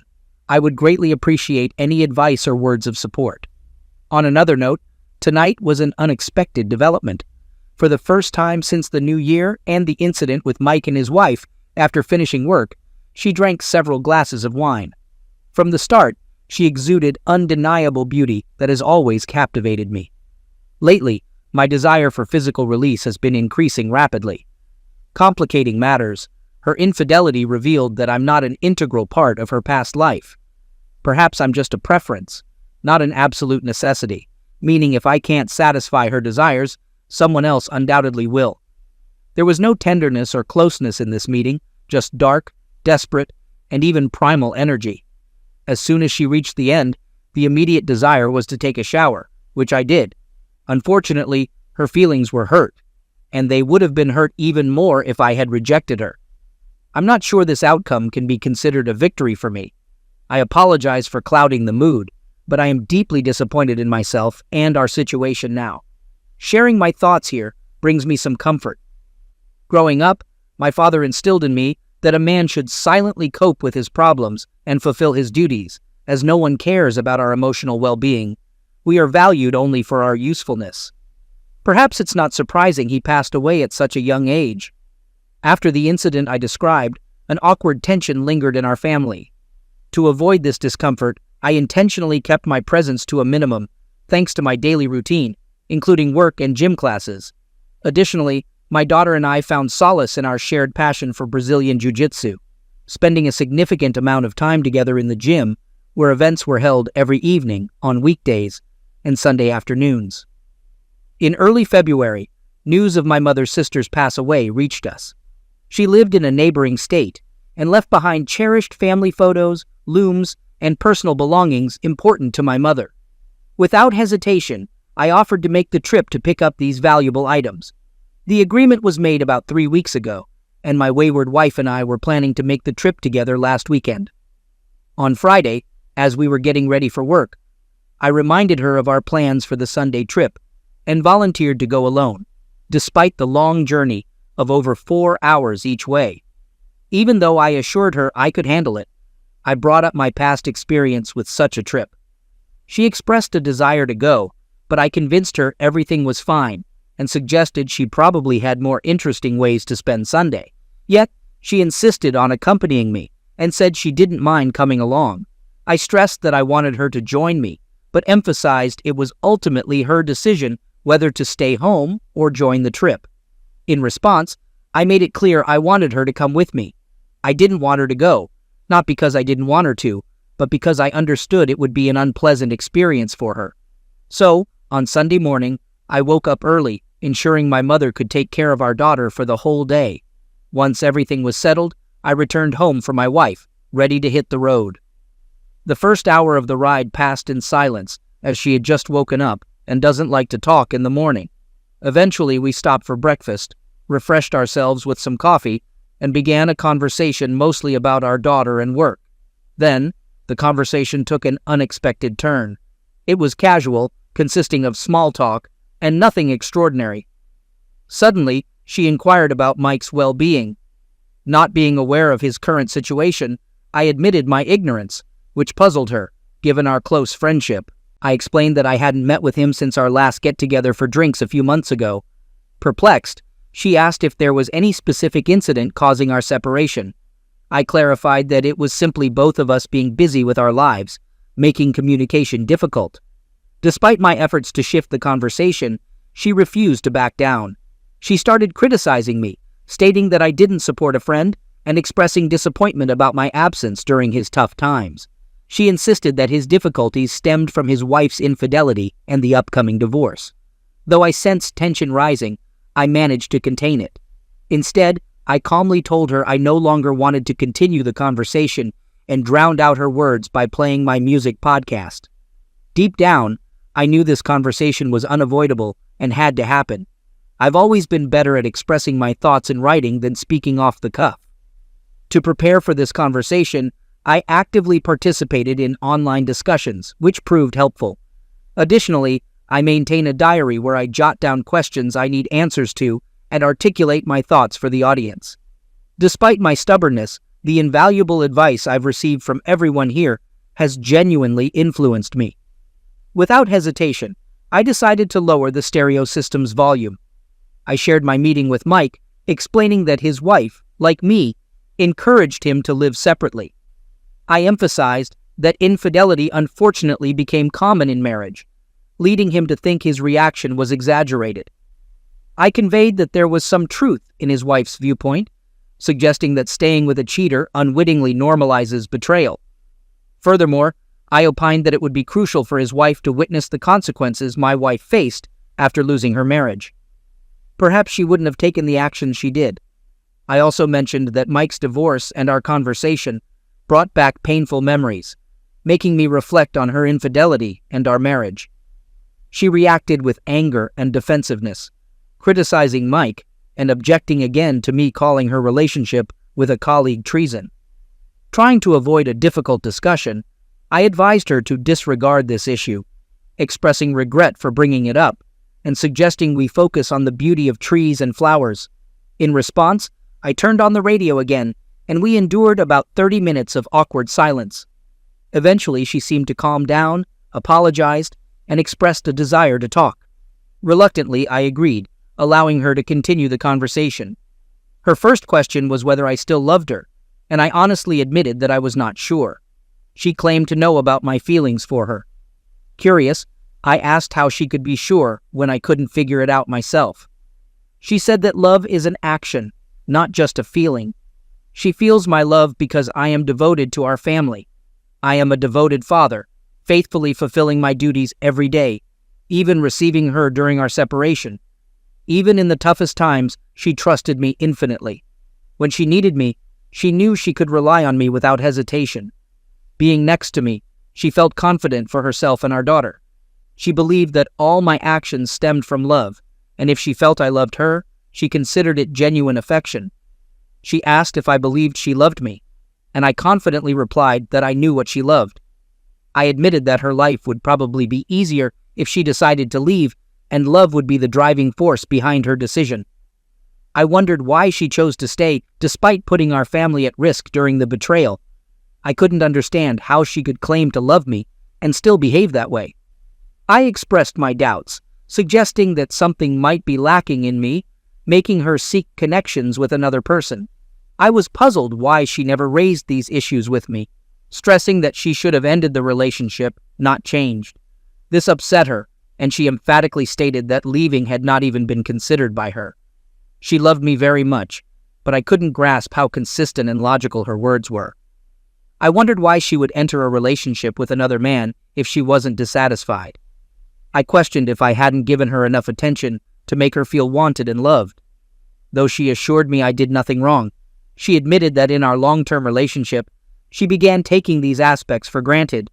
In this situation, I might have done these actions for her out of a sense of duty or obligation. She also expressed uncertainty about our relationship, mentioning that she always noticed attention from other women. It made her feel inferior, as if she didn't have a special place in my life. She believed that without her presence, I would have had many alternatives.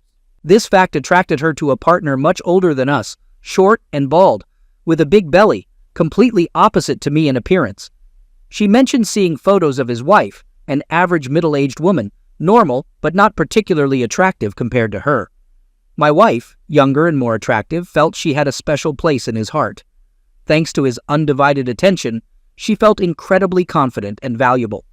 She found great pleasure in the intense, almost obsessive desire he felt for her. She understood she was the only one causing such strong emotions in him. It had an intoxicating effect on her, almost like a potent substance. My curiosity got the best of me, and I asked if she had any suspicions about my loyalty. Surprisingly, she firmly denied any concerns, trusting my loyalty and devotion, believing I wouldn't betray her. However, when I dated other women during our breakup, her perception drastically changed, leading to a violent reaction. I questioned why I wasn't deserving of the same loyalty. She insisted she was loyal and devoted, stressing she would never change, but I reminded her of messages planning a physical relationship during a company event. To my surprise, she dismissed it, claiming to boost his ego, and the company wouldn't send her this year. She did it to support his faith and ensure a constant flow of attention. Curious, I asked if she was attracted to him. She grinned and denied it. Expressing my confusion, I explained her statement seemed contradictory. In response, she compared her SMS relationship to the man's use of explicit content to boost energy levels. There's enthusiasm and anticipation around her and his partner, indicating a strong bond, but it doesn't mean a lack of love. This contrasts with someone discussing their love partner, feeling cheerful and inspired by attention. As a result, her connection with me became even more pleasant. This made me reflect on how intense our relationship was. Before day, she talked about her feelings with great enthusiasm. According to her, this connection played a crucial role in boosting her self-esteem. She made it clear that her relationship with him had nothing to do with these feelings. It became obvious that these were the very problems she diligently addressed in therapy. However, I've never turned to a therapist because it's always been a difficult topic for me. Mental health problems were common in my father's family, who suffered from serious illnesses. Despite his condition, he managed to function well most of the time, experiencing occasional bouts of delirium. In contrast, his mother's condition was much more severe, leading to repeated placements in psychiatric clinics. Witnessing how his mother was subjected to extremely cruel and inadequate care, my father developed a distrust of mental health professionals. As a child of a father who feared doctors and hospitals, I also developed a deep-rooted distrust of mental health professionals. The constant worry that my father would be suddenly separated from his family during bouts of illness filled me with anxiety. Fortunately, I managed to avoid the same problems that my father and grandmother had. Having passed the age when symptoms usually appear, I became more inclined to ignore emerging signs. I decided to abandon the idea of marriage counseling after one meeting with 2 psychotherapists left me extremely uncomfortable. Now, I don't know how to overcome the emotional burden I carry. Perhaps therapy could be beneficial, but I'm afraid my spouse can only share what's beneficial to her. It's a dilemma. When we arrived at our destination, we started packing my aunt's belongings. Spending time with my uncle has become a routine, but there's always a strange feeling when sorting out someone's things after they pass away. The first time I felt this was when my father passed away. It struck me that all their possessions remained, but they were no longer there. Their whole life fit into objects, many of which might seem insignificant to us, but were important to them. Unfortunately, we'll never grasp the reasons for their attachments. In a somber atmosphere, we returned home, reflecting on the challenging process of sorting out my aunt's things, going over our detailed conversation, feeling its weight, exhausted by the long day. We delved into our relationship and contemplated seeking marriage counseling. Despite my doubts, I promised her to seriously consider this idea. I'm unsure how to interpret the details of her affair and the person involved. Should I trust her story? And even if I do, will it bring me any comfort or upset me more? I'm not sure yet. Our conversation went deeper than before, and driving played a role, allowing us to open up without looking into each other's eyes. It was almost like being in a confession booth. Opening up about some problems seems more pleasant. Maybe this will help us move forward, whether it strengthens the marriage or leads to a breakup. Nevertheless, it's progress, and I find encouragement in the fact that we both persevered through the discomfort. I managed not to withdraw, a positive step. She overcame her defensive attitude, which had hindered our conversations in the past. I may have contributed to her tendency to downplay some issues. I'm not saying her act wasn't serious. It does jeopardize the relationship. However, in my view, Mike's wife's infidelity was much more severe. She had an affair with a mutual friend they spent time with, a friend her husband also considered close. Throughout the story, it was clear she repeatedly had an affair with her partner, even within their shared home and bed. Reflecting on it, I admitted that if my wife had shown even a fraction of such disrespect, I would have ended the relationship quickly. I firmly believe that if she had taken their relationship beyond the virtual space, I would have left without hesitation. This part of the conversation troubled me, but I commend my wife's courage for reporting the affair to HR, given the company policy against fraternization. I also informed the other person's spouse that I would take action if she didn't, stressing the importance of proper behavior to delay the divorce process. I'm not sure how much credit is due to her, but the unfaithful wife eventually quit her job after the situation became public. Otherwise, she might have faced dismissal, though it's doubtful considering her experience and professional mentor role. However, this would have caused complications and led to his dismissal. Apparently, the betrayed spouse also decided to divorce him, and my wife and I are working on preserving our family, gradually rebuilding our faithful and spiritual connections. Story 4. Life before Melody had its simplicity. Growing up in a quiet town, I was a dreamer with ambitions bigger than my modest surroundings.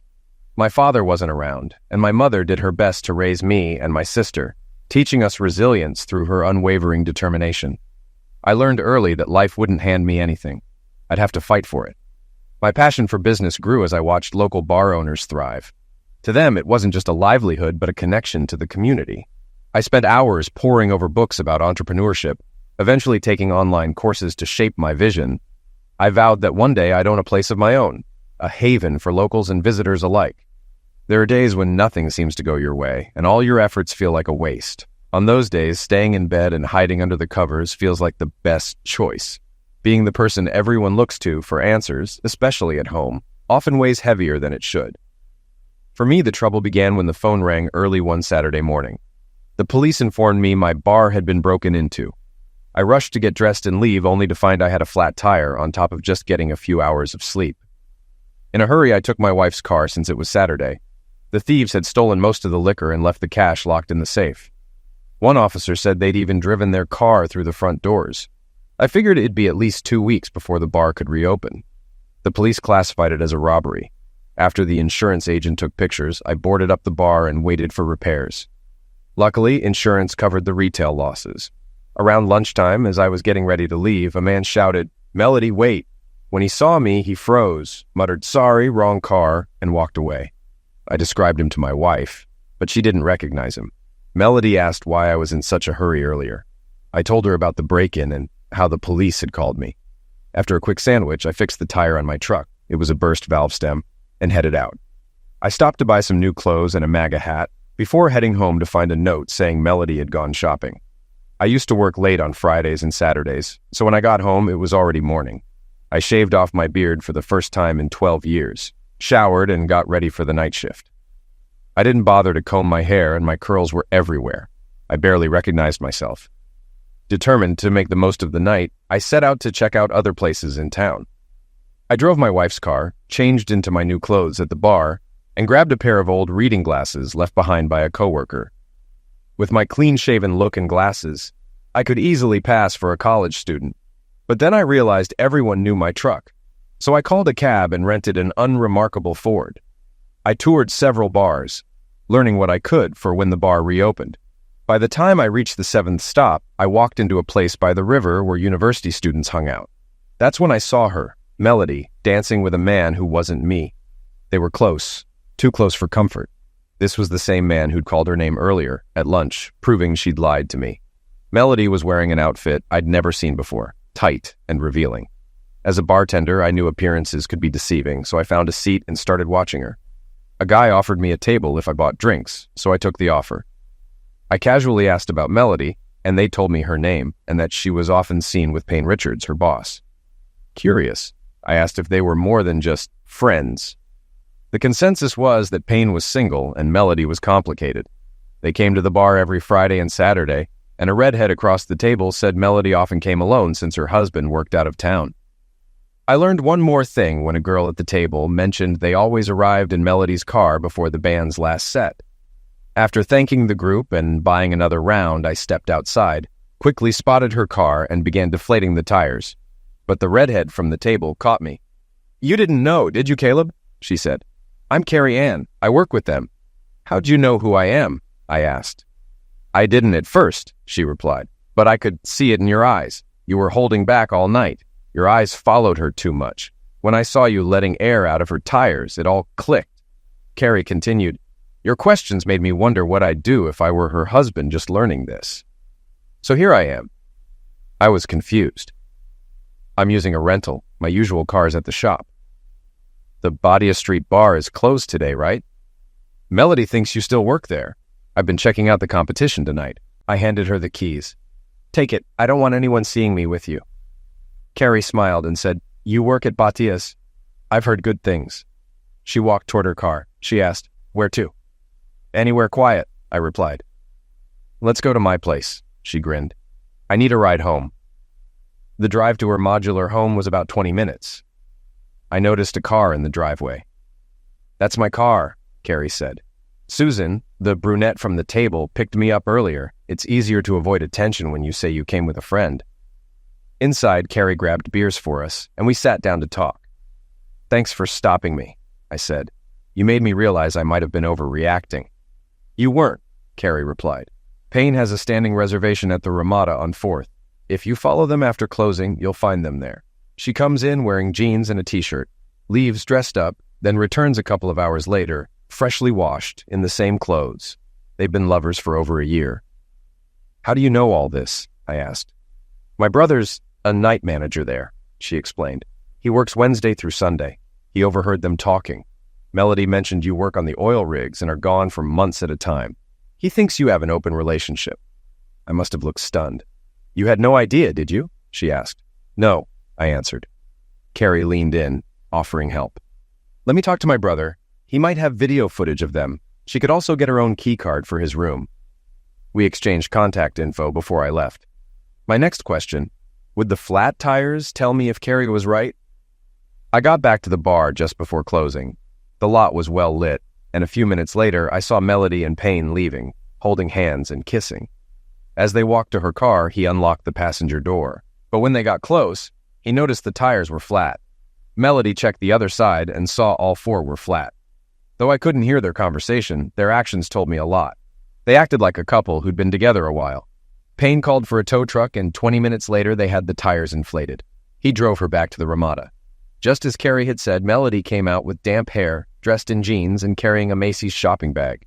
It hit me. She'd sworn to love me alone, but here she was, with another man. I had learned this the hard way. I returned the rental and took a cab to my truck. By the time I got home, it was 5 a.m. I fell asleep on the couch in the family room, still wearing what I had on when I left for work the day before. Melody had no idea her secret was out.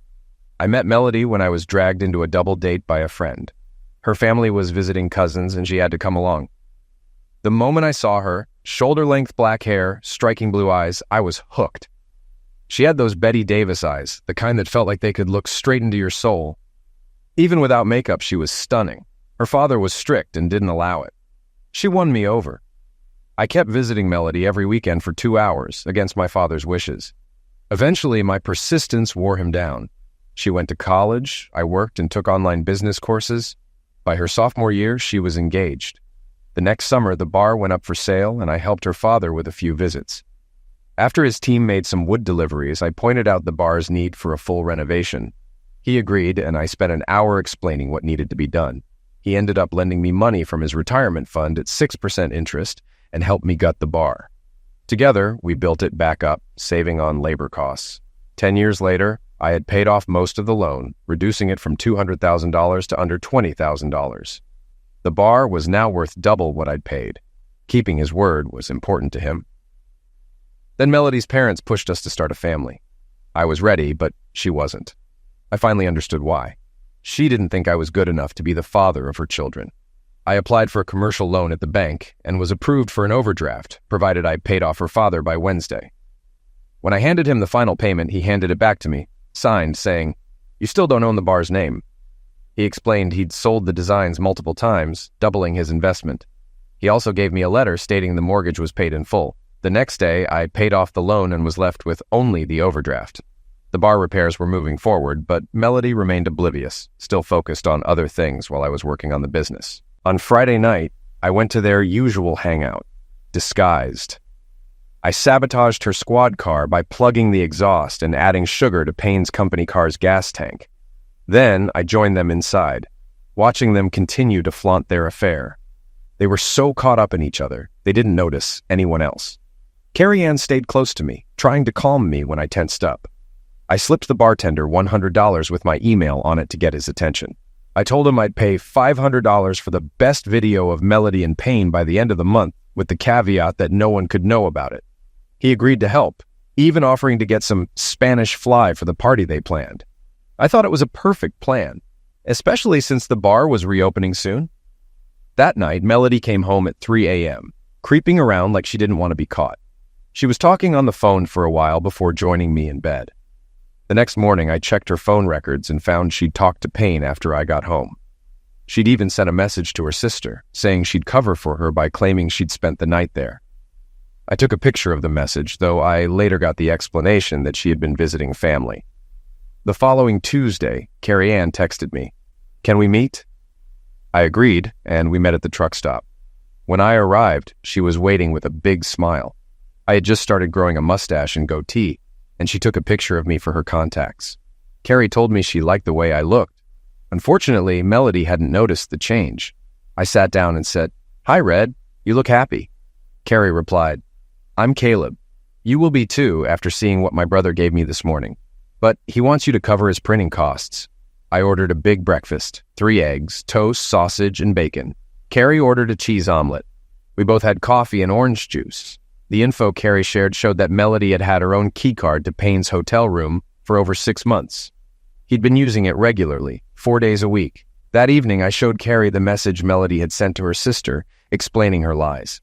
"What are you going to do?" Carrie asked. "Get a divorce? There's a special party for Melody and Payne next Saturday. I hope I get a bunch of tapes." "I'll show all the evidence to her father and file for divorce," I said. "I'll have it videotaped too." Carrie asked me to email her the full package when it was ready. "Why?" I asked. "Payne's corporate car is totaled, and the smell from Melody's car might do the same," Carrie explained. "Let's tell them an angry husband's behind it," I joked. "When do you want it shipped?" Carrie giggled. "How about we have her serviced at the same time?" I laughed. "You're something else." Later, I arranged to get fake birth control pills from a friend who was a pharmacist. He replicated everything, including the labeling. On Wednesday, I had the sugar pills ready before Melody came home. I had already swapped them out. Then luck struck. On my way to work, a driver ran a red light and hit my truck. It was totaled. I had to be cut out of the wreck and was taken to the hospital. Melody and her parents met me there. After 6 hours of exams, the doctors told me to rest for at least 2 days and avoid driving for a week. Melody stayed home to look after me. By Saturday, I was getting impatient. I told her I was ready to go to the bar, so she drove me there. I told my staff I wasn't working, just checking on the changes I'd made. Sales had doubled, and the place was packed by the time the concert started. We were also starting to attract lunchtime customers thanks to daily specials. The restaurant closed at 8 p.m., but afterward, the cook served pickled eggs and sausages. He was an older guy who had retired too early and wanted something to do. At first, I didn't take his offer seriously, but after seeing other bars, I decided to partner with him. He ran the kitchen, set the prices, and in return, I had to pay him 10% of the profits. He made everything from scratch, and his shepherd's pie and Irish stew became a hit. The changes at the bar were a success, and our stock quickly started to deplete. We hired new kitchen staff, handpicked by the head cook, and the reviews were excellent. Around 8:30 p.m., Carrie Ann Lasher and her friend Susan walked in. Carrie Ann looked stunning in green, and as soon as she saw me, she smiled. At 9 o'clock, a 3-piece band began playing folk and Irish tunes. Carrie and Susan sat at a large table, and I sent over a couple of specialty drinks as a compliment. "Thanks, Caleb," Carrie Ann said. "Remember what we like." She introduced me to Susan, and after a handshake, Susan excused herself. I grabbed a ginger ale behind the bar, sticking to my promise not to drink at my own place. As I returned to the table, Carrie Ann sat next to me. "Caleb is Melody's ex-husband," she told Susan, who was surprised. I explained that I had been in town to check out local bars and was invited to sit with them one night. Carrie caught me doing something I shouldn't have, and I ended up giving her a ride home. We became friends after that. Carrie added, "He didn't know what his wife was doing while he worked here." Susan asked why I chose Beisha, a high-end bar, to open. I laughed and said I just wanted a nice spot to bring my girlfriend. Carrie smiled and added, "Caleb not only built this bar, but he owns it." As the evening went on, the bar filled up. Carrie Ann and Susan kept me on the dance floor, and the staff noted that the place had never been so lively. The volume of the band was perfect, and we had more customers than usual for a Saturday. After closing, Carrie Ann and Susan drove me home. Carrie mentioned that the crew agreed the bar was a better hangout because it wasn't geared toward college students. I was pleased to hear that word of mouth had brought in a broader crowd. Sunday morning, after a good night's sleep, I woke up to find Melody wasn't home. I pretended to be concerned and spent the next couple of hours calling both sides of the family. When I couldn't reach her, I called Carrie Ann for advice. Just as I was talking to Carrie, I got another call from my father-in-law. He told me he and his wife had gone to brunch at the Ramada Inn and found Melody's car parked there. I didn't know how to respond. "I still can't drive because my truck's totaled," I said. "Enjoy your lunch and I'll talk to you later." My father-in-law was a strict, no-nonsense man. He had strong views on law and order, often criticizing the government and modern culture. We had long discussions about the state of the world. "People expect the government to be an example, but it's full of hypocrisy," I said. One side promotes law and order, while the other encourages breaking it. I added, if Hitler were alive, they'd probably claim they're following his early path. Anyone who disagrees is labeled a racist, even if they just don't accept their views. My father-in-law agreed that things were likely to get worse before they improved. This is exactly what happened before Hitler rose to power. History's repeating itself, and it's sad that one party is trying to bring that culture back to America. I couldn't help but think that such attitudes were what sparked the first Civil War, and I wondered if we were headed for another one. Dad, I said, whether we like it or not, this is the reality we're living in now. In his eyes, if Melody's father caught her with a lover, she'd be lucky to escape with her life. I sent him a message, letting him know this wasn't the first time she disappeared without telling me, and shared the photo of her message to her sister. I called Carrie Ann to fill her in on what my father-in-law had discovered. She laughed and asked, "What are you doing? Other than smiling?" I replied, "Not much." "Want me to pick you up and do something?" she offered. I declined, saying, "It's probably best not to disappear. They'll worry." Around 6 p.m., I was eating a pizza when I saw Melody's dad pull into the driveway. He looked like a broken man. I let him in and poured us both a drink. He said, "It's bad. I went to talk to Mandy. Turns out Melody's affair has been going on for over 6 months. Mandy knew and kept it a secret because Melody wanted to live a wild, single life before settling down." I pretended to be shocked, though I was more surprised that Mandy had been honest about it. "I saw them together," he continued. "She came out holding his hand, looking proud of herself. I passed out right there." He added, "I came here because I think this will be the last place the cops will look for me." "Dad," I said, "I'll call Mom to let her know you're okay, and then I'll check with the hotel manager about whether the lover's pressing charges." My mother-in-law was devastated, but at least relieved that her husband had come to see me. Melody called her to apologize. "For what?" her mother snapped. "For getting caught? For putting your father in danger? Your apology means nothing." Then she hung up. I told her, "If I hear anything else, I'll let you know." I then called Jason Lasher. "I still owe you $5, I said. He laughed. "Did my sister tell you that?" "Yes, several times," I replied. "She never forgets anything," he said. "If you want, pay me in front of her. It'll save us both a lot of trouble." "Why?" I asked. "She clings to things like our mom," he explained. "She needs to see it before she can let go." I chuckled. "I can handle it as long as I know." Then he added, "I think she has a thing for you. If you're not interested, let her go." "I'm still married," I said. "Until I'm done with that, I'm not making decisions. I'll be careful with her." I also asked if the police had been called. He told me they hadn't, thanks to Melody convincing Payne not to press charges, even though he wanted to. "Thank you, Jason," I said, relieved. I shared the good news with Dad, who visibly relaxed. "Caleb, what are you going to do about this mess?" he asked. I pulled out my phone and showed him the message I planned to send to Melody. "Dad just told me everything. Congratulations. You've ruined our marriage in one day. Don't be sad. Be happy. You got what you wanted. Don't come home. The Melody I knew doesn't live here anymore.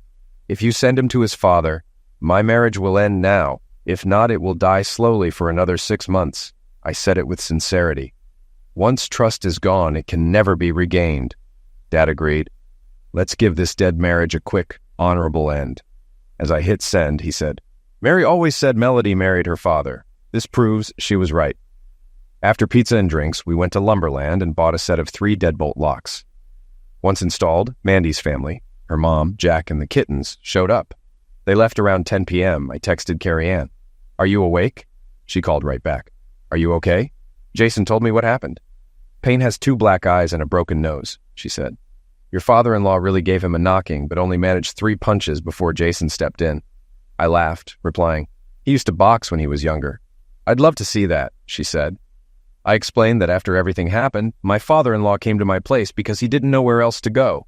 I told her there were no charges, and the family had gathered to discuss everything before heading home. "What about Melody?" she asked.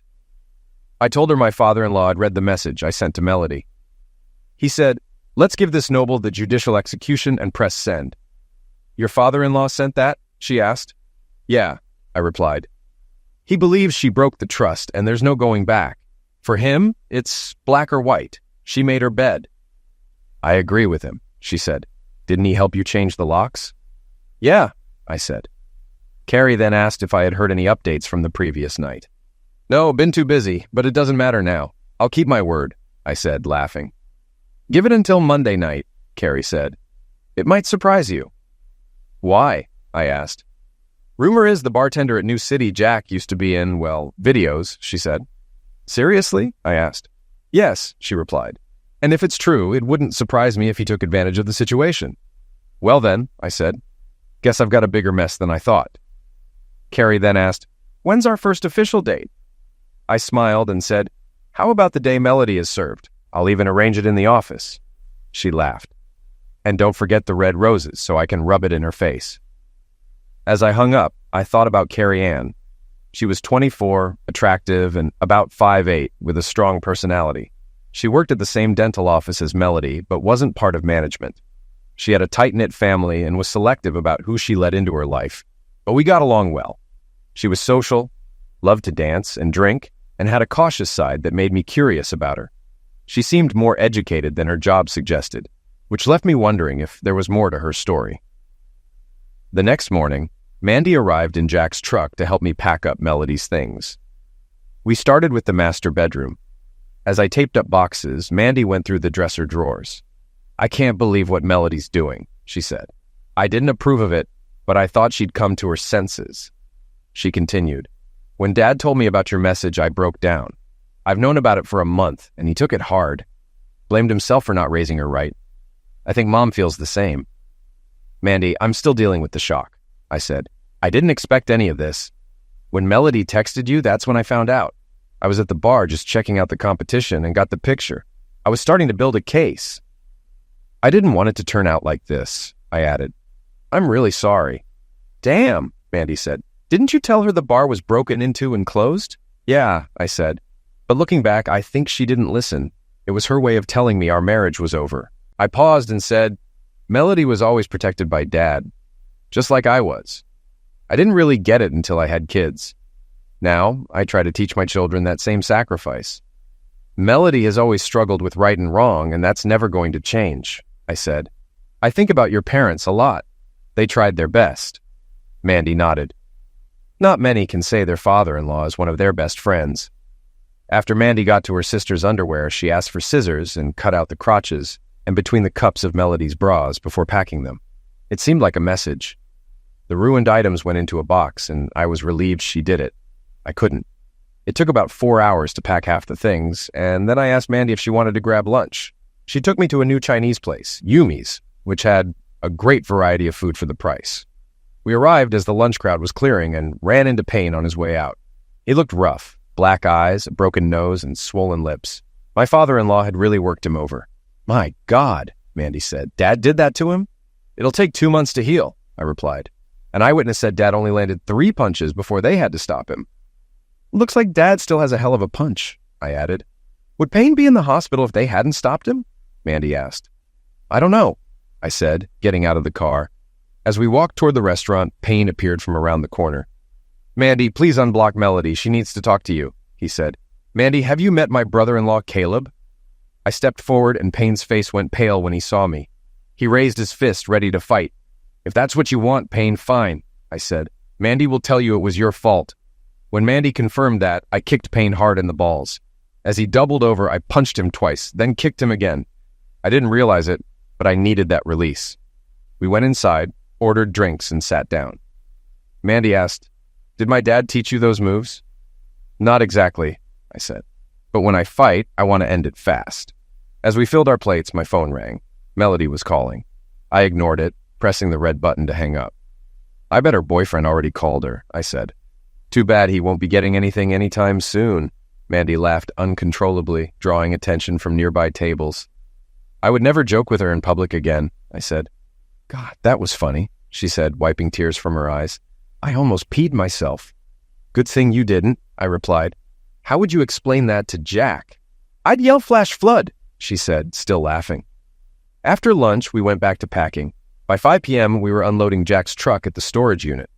I paid the deposit and the first month's rent, and the owner agreed to hold the keys until Melody picked them up. I texted her to let her know what we'd done. Later, my insurance company called about my truck. They offered a low settlement, which I turned down. Instead, I asked them to replace it with a commercially inspected vehicle with equal or fewer miles. That way, they'd have to pay a lot more to replace it. When we got home, Carrie and Susan were waiting for us. I introduced them to Mandy as Melody's co-workers and invited them inside. Mandy called Jack to update him, and soon we were all sitting around drinking beer. "We came by to check on you," Carrie said, "and see if you'd like to join us for dinner." "Payne's in serious condition," Susan added. "He went to the hospital after lunch and hasn't come back." "Melody's apartment hunting," Carrie said casually. "I don't feel sorry for any of them," Mandy muttered. "We spent the day moving Melody's stuff to storage," I said, trying to shift the mood. "Caleb let me pack her underwear so her future lovers will have easy access to it." Carrie spoke up. "I informed the company about the Payne-Melody situation with a picture of Payne's face. Office romances are not allowed, especially long-term affairs." Mandy shot me a look. "Do you hate my sister that much?" "No," I said. "I hated her behavior." Carrie added, "I get it. I grew up in a family where actions had consequences. If we did something good, we were praised. If not, we paid for it. I just think they'd gotten away with too much." I stepped out to take a call from the bar, and when I returned, Carrie filled me in on what I missed. Mandy asked, "Carrie, how long have you been in love with Caleb? Seriously?" She recalled the first night they met, when Caleb discovered his wife's affair. He held back his anger until he couldn't anymore. Carrie laughed. "Instead of confronting her, he went outside and let the air out of her tires. I caught him. I could see his pain, even though he was trying to hide it. He told me to wait in his rental car so I wouldn't get involved.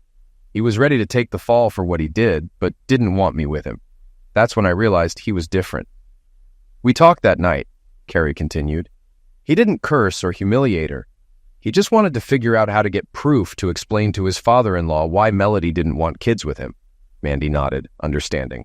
"Caleb's always been special. He's a peacemaker. He's hurting, but never admits it." Carrie added, "You have my blessing, but if you hurt him, I'll come after you." "When your father caught Melody in pain, I was surprised to learn Caleb was the one he turned to," Carrie explained. "Did you know it was your father who sent the text that ended their marriage?" "No, I didn't," Mandy replied. "Thanks for telling me. That explains why my parents never discussed trying to save their relationship." I came out of the kitchen and said, "Mandy, call Jack and the kids and tell them to meet us at the bar. I'm making shepherd's pie for all of us, including Susan and Carrie. I just need a minute to change." After I cleaned up, I returned to find Mandy gone and Susan waiting in the car. Carrie had already cleaned up, throwing away the beer bottles and wiping down the table. "Thanks for doing this," I said. "You're welcome," Carrie replied with a smile. "I like your sister-in-law. I think we'll get along well." "She thinks highly of you, doesn't she?" I asked. "She does," Carrie answered. Then she moved toward me and wrapped her arms around me, lifting her face toward mine. I leaned in and we shared our first kiss. We left the house hand in hand, and as we got to the car, we saw Susan smiling. Carrie climbed into the front passenger seat, and I sat in the back. "You two move slower than molasses," Susan said, laughing. "We're taking small steps until everything's sorted out," Carrie said. "You know I want to be a stay-at-home mom when I have kids with a husband who shares my values." We arrived at Bithia's house, where Mandy and Jack's kids ran up to me, hugging my legs. They'd spent the day with their grandmother. I walked into the bar with a little girl in each hand, and Jack opened the doors for us.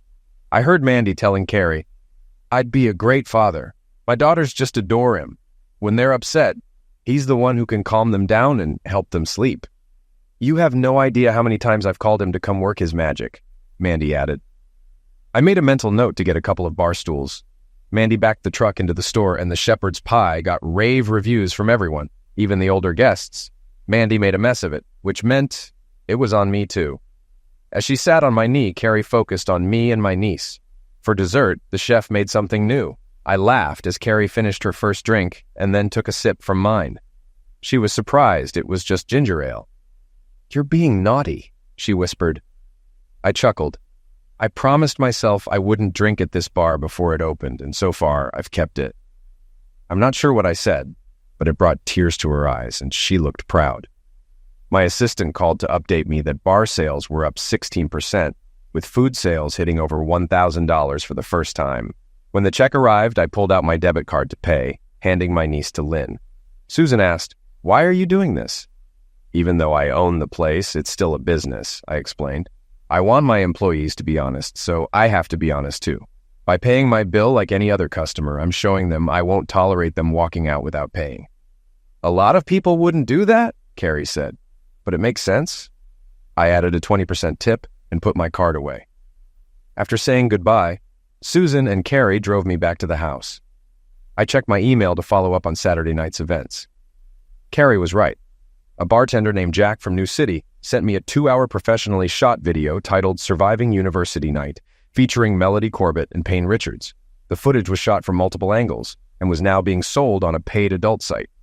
The email included the contracts they'd signed, legally witnessed, and mentioned that the video was now generating revenue overseas. The note added, "This will help you in a divorce negotiation." I didn't mind. It was true that Melody would make sure her parents never saw it. I texted Carrie to let her know. "You got it right," I wrote. The video of Melody and Payne is up on a paid adult website now. I waited for a response, but nothing came right away.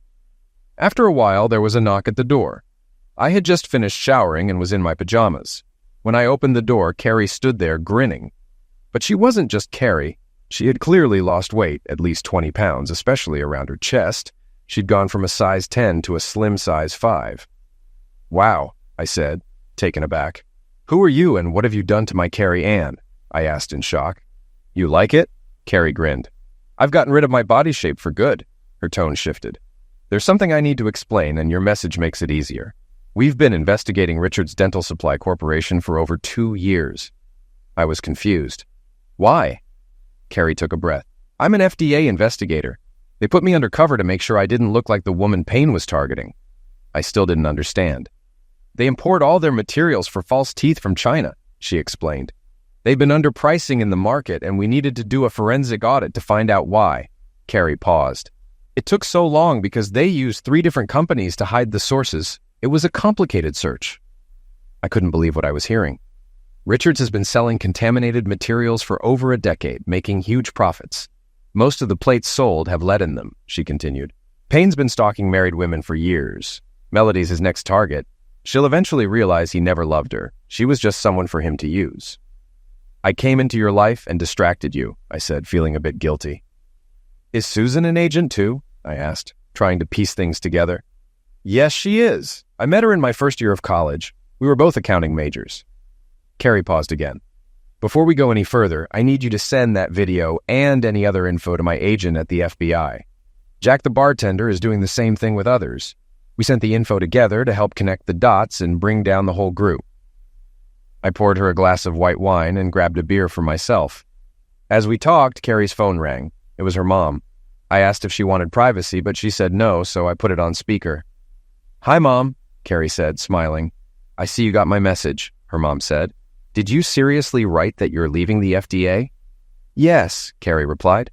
"Susan and I are finishing up here at the end of the week. We'll start our own firm. Susan's moving in with me to save on costs until we're settled." Her mom was curious. "Why now? We've been pushing you to settle down for years." Carrie laughed. "Okay, Mom, you won't stop until I tell you. I met a man who's made me wonder if he's the one." Her mom didn't hold back. "Is this the same Caleb?" "Mom, that's enough," Carrie said, cutting her off. "Goodbye." She hung up. I tried to lighten the mood. "Don't feel bad.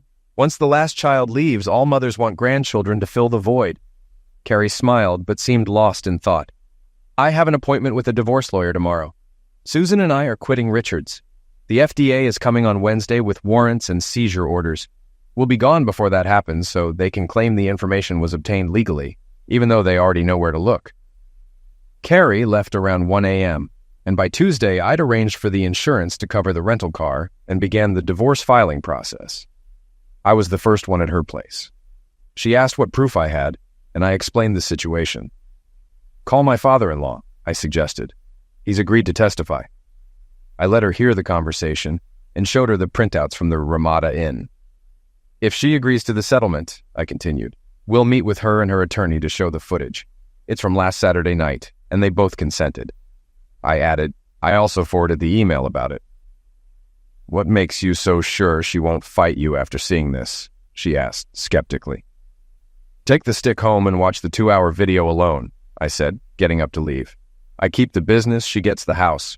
No support, no anything." "And if she refuses?" she asked. Then all family members will get a copy of what I just handed you from an anonymous email, I replied. I turned to leave, but she stopped me. Caleb, can you always be so cold and stiff? Only when people leave me no choice, I answered, walking out. The next few days were hectic. Carrie and Susan quit their jobs, leaving Melody, the office manager, scrambling. Payne was in pain, his right hand in a cast, but no one was talking about what happened. Payne spent most of the day in his office dealing with calls from headquarters. He knew he was only still employed because of family ties, but he was given a reprieve after agreeing to pay for 2 company cars out of his pocket. He was also told he had to either marry the woman or fire her, and he agreed to the latter once her divorce was final. After quitting, I visited a real estate broker I knew about office buildings for sale. He thought one near downtown, close to Bosch, could be a gold mine with the right renovations. The building, now owned by a bank, needed a facelift but had potential. After checking it out, I agreed and wrote up a low-price proposal contingent on financing and inspection approval. I asked the broker if I could show the space to a potential client, and he gave me the keys, telling me to bring them by tomorrow. Around 2 p.m., I texted Carrie. Could you and Susan stop by the bar? I need to show you something. She replied quickly, Sure. I called my father-in-law and asked if he could spare an hour. He agreed, and I picked him up. We walked through the building, checking the electrical setup. As we inspected, he pointed out a few things the inspector might miss, which could be useful during negotiations. Smart move, he said. You can always go up, but not down. I think you should go for it. Do you have anyone in mind? I asked. 2 ladies starting their own accounting firm, he replied. They're working with Melody and me, especially since I may have to sell Bosch, he smiled. If you get it, I'll help you remodel. It's bigger than your current place, and there's plenty of parking. Mandy says you're friends with them. She thinks they're good people. Thanks, Dad, I said. Do you think Melody will claim the business in the divorce? He asked. The Melody I used to know probably wouldn't, but the one I'm divorcing probably will. She'll blame me for everything to justify her actions, I replied. Dad looked shocked. But that's not true. It's not what you and I know, I said. But in divorce court, it's about what the judge believes. If we had kids, I'd be screwed, I added. That's wrong, he said. Yeah, but these days most people only care about themselves, I replied. Look at how many people are homeless in California. What's real for most people is whatever the media says, and it lasts as long as the next headline. Later that night, I was at the bar when my realtor called to say my offer on the building was accepted, but they wouldn't finance it. Despite being a good client, I had to secure my own financing. I sent my tax returns to LendingTree to show I was serious. The next day, Susan, Carrie, and I toured the first floor of the building I wanted. It had previously been a call center. I outlined my plans for the new bar and restaurant and asked how much office space they'd need. We can't afford the cost to finish it, Susan said. That's why we're looking for something move-in ready, Carrie added. I decided I'd cover the costs myself and build as the bar progressed. I'll know by Friday if I have financing, I said. I'm getting the building for much less than its appraised value. Melody's dad will help with construction, so that'll cut some costs, I continued. Why are you doing this? Carrie asked. Because the court may force me to sell Bosch in the divorce, so I'm planning ahead, I replied. Draw up your needs for the next 2 years, and I'll work from there, I told them. What if you don't have to sell the bar? Susan asked. My assistant got promoted, and I have 2 surgeries coming up, I answered.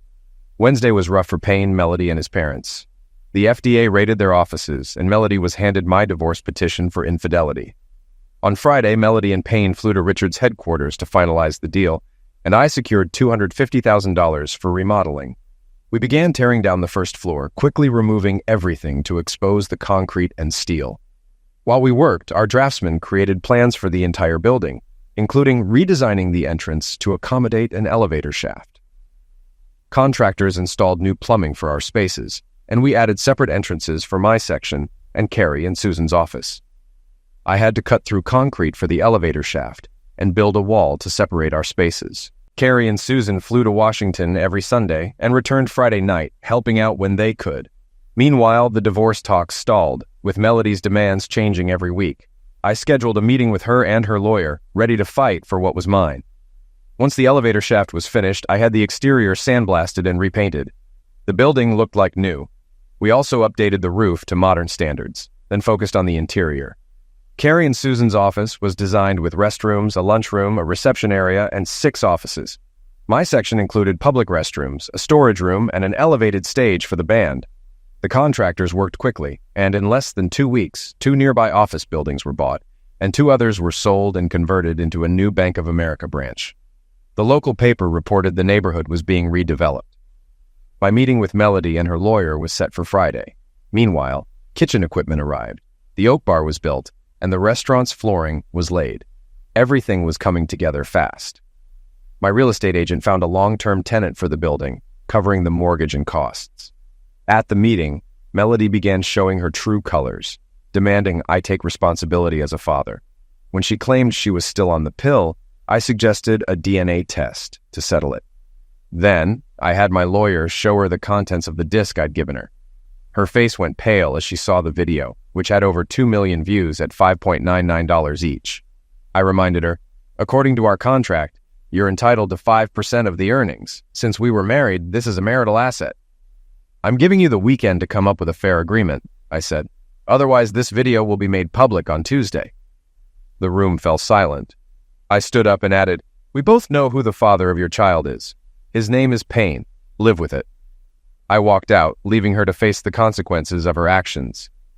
10 minutes later, my divorce lawyer called with an offer. Melody would give me $350,000, let me keep the business and the house, but I had to agree to never discuss what I knew or claim rights to the video. Draw up the settlement, but hold the funds until I sign, I said. How soon can we finalize the divorce? We can set a court date now, but it'll be official 30 days after the judge signs, my lawyer replied. I got dressed up and waited for Carrie and Susan to arrive on their flight.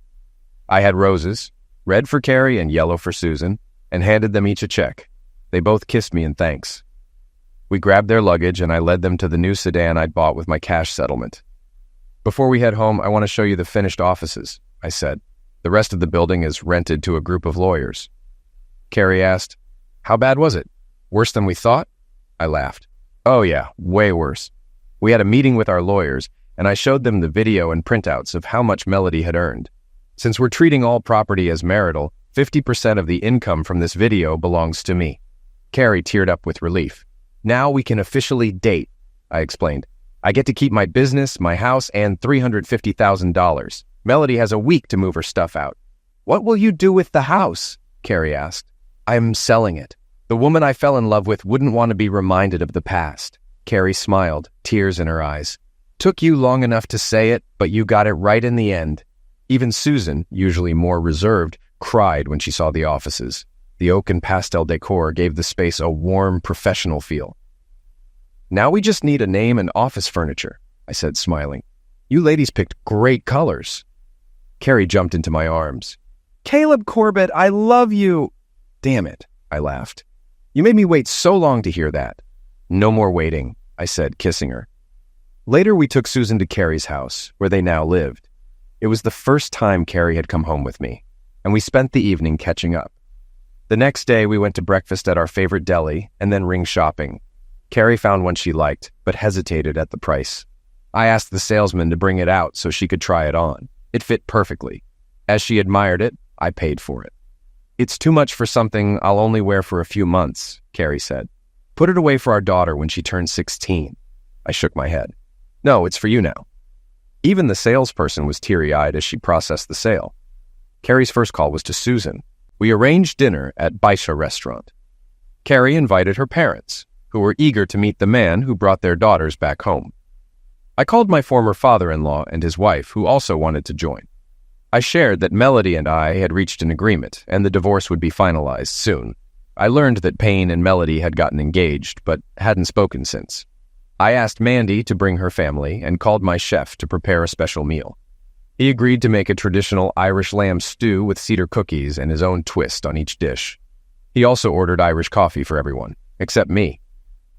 Unexpectedly, he booked a private table in the back of the restaurant for some much-needed privacy. Daniel and Mary, my in-laws, arrived first, giving me the chance to introduce Carrie to them. The biggest surprise came when Carrie's parents, Bob and Roseanne Lasher, showed up. It turned out Daniel had kept them updated on everything. When Jack and Mandy arrived, the little ones, ages 4 and 3, immediately ran to me and hugged me tightly. I leaned down and scooped them both up. Carrie held out her arms and the younger ones went to her. Over a big dinner, we shared the news that Carrie had received her ring. Everyone was shocked by its size when Carrie explained how it happened and how I had reacted. Her mother tried to hold back tears but couldn't. Even the relatives gave their approval. They were puzzled when Carrie told them it was fine if I called them Mom and Dad. "Cale made it clear you'll always be Mom and Dad to him," she said. As usual, the food was fantastic. When the bill came, Carrie's father grabbed it and said, "This one's on me."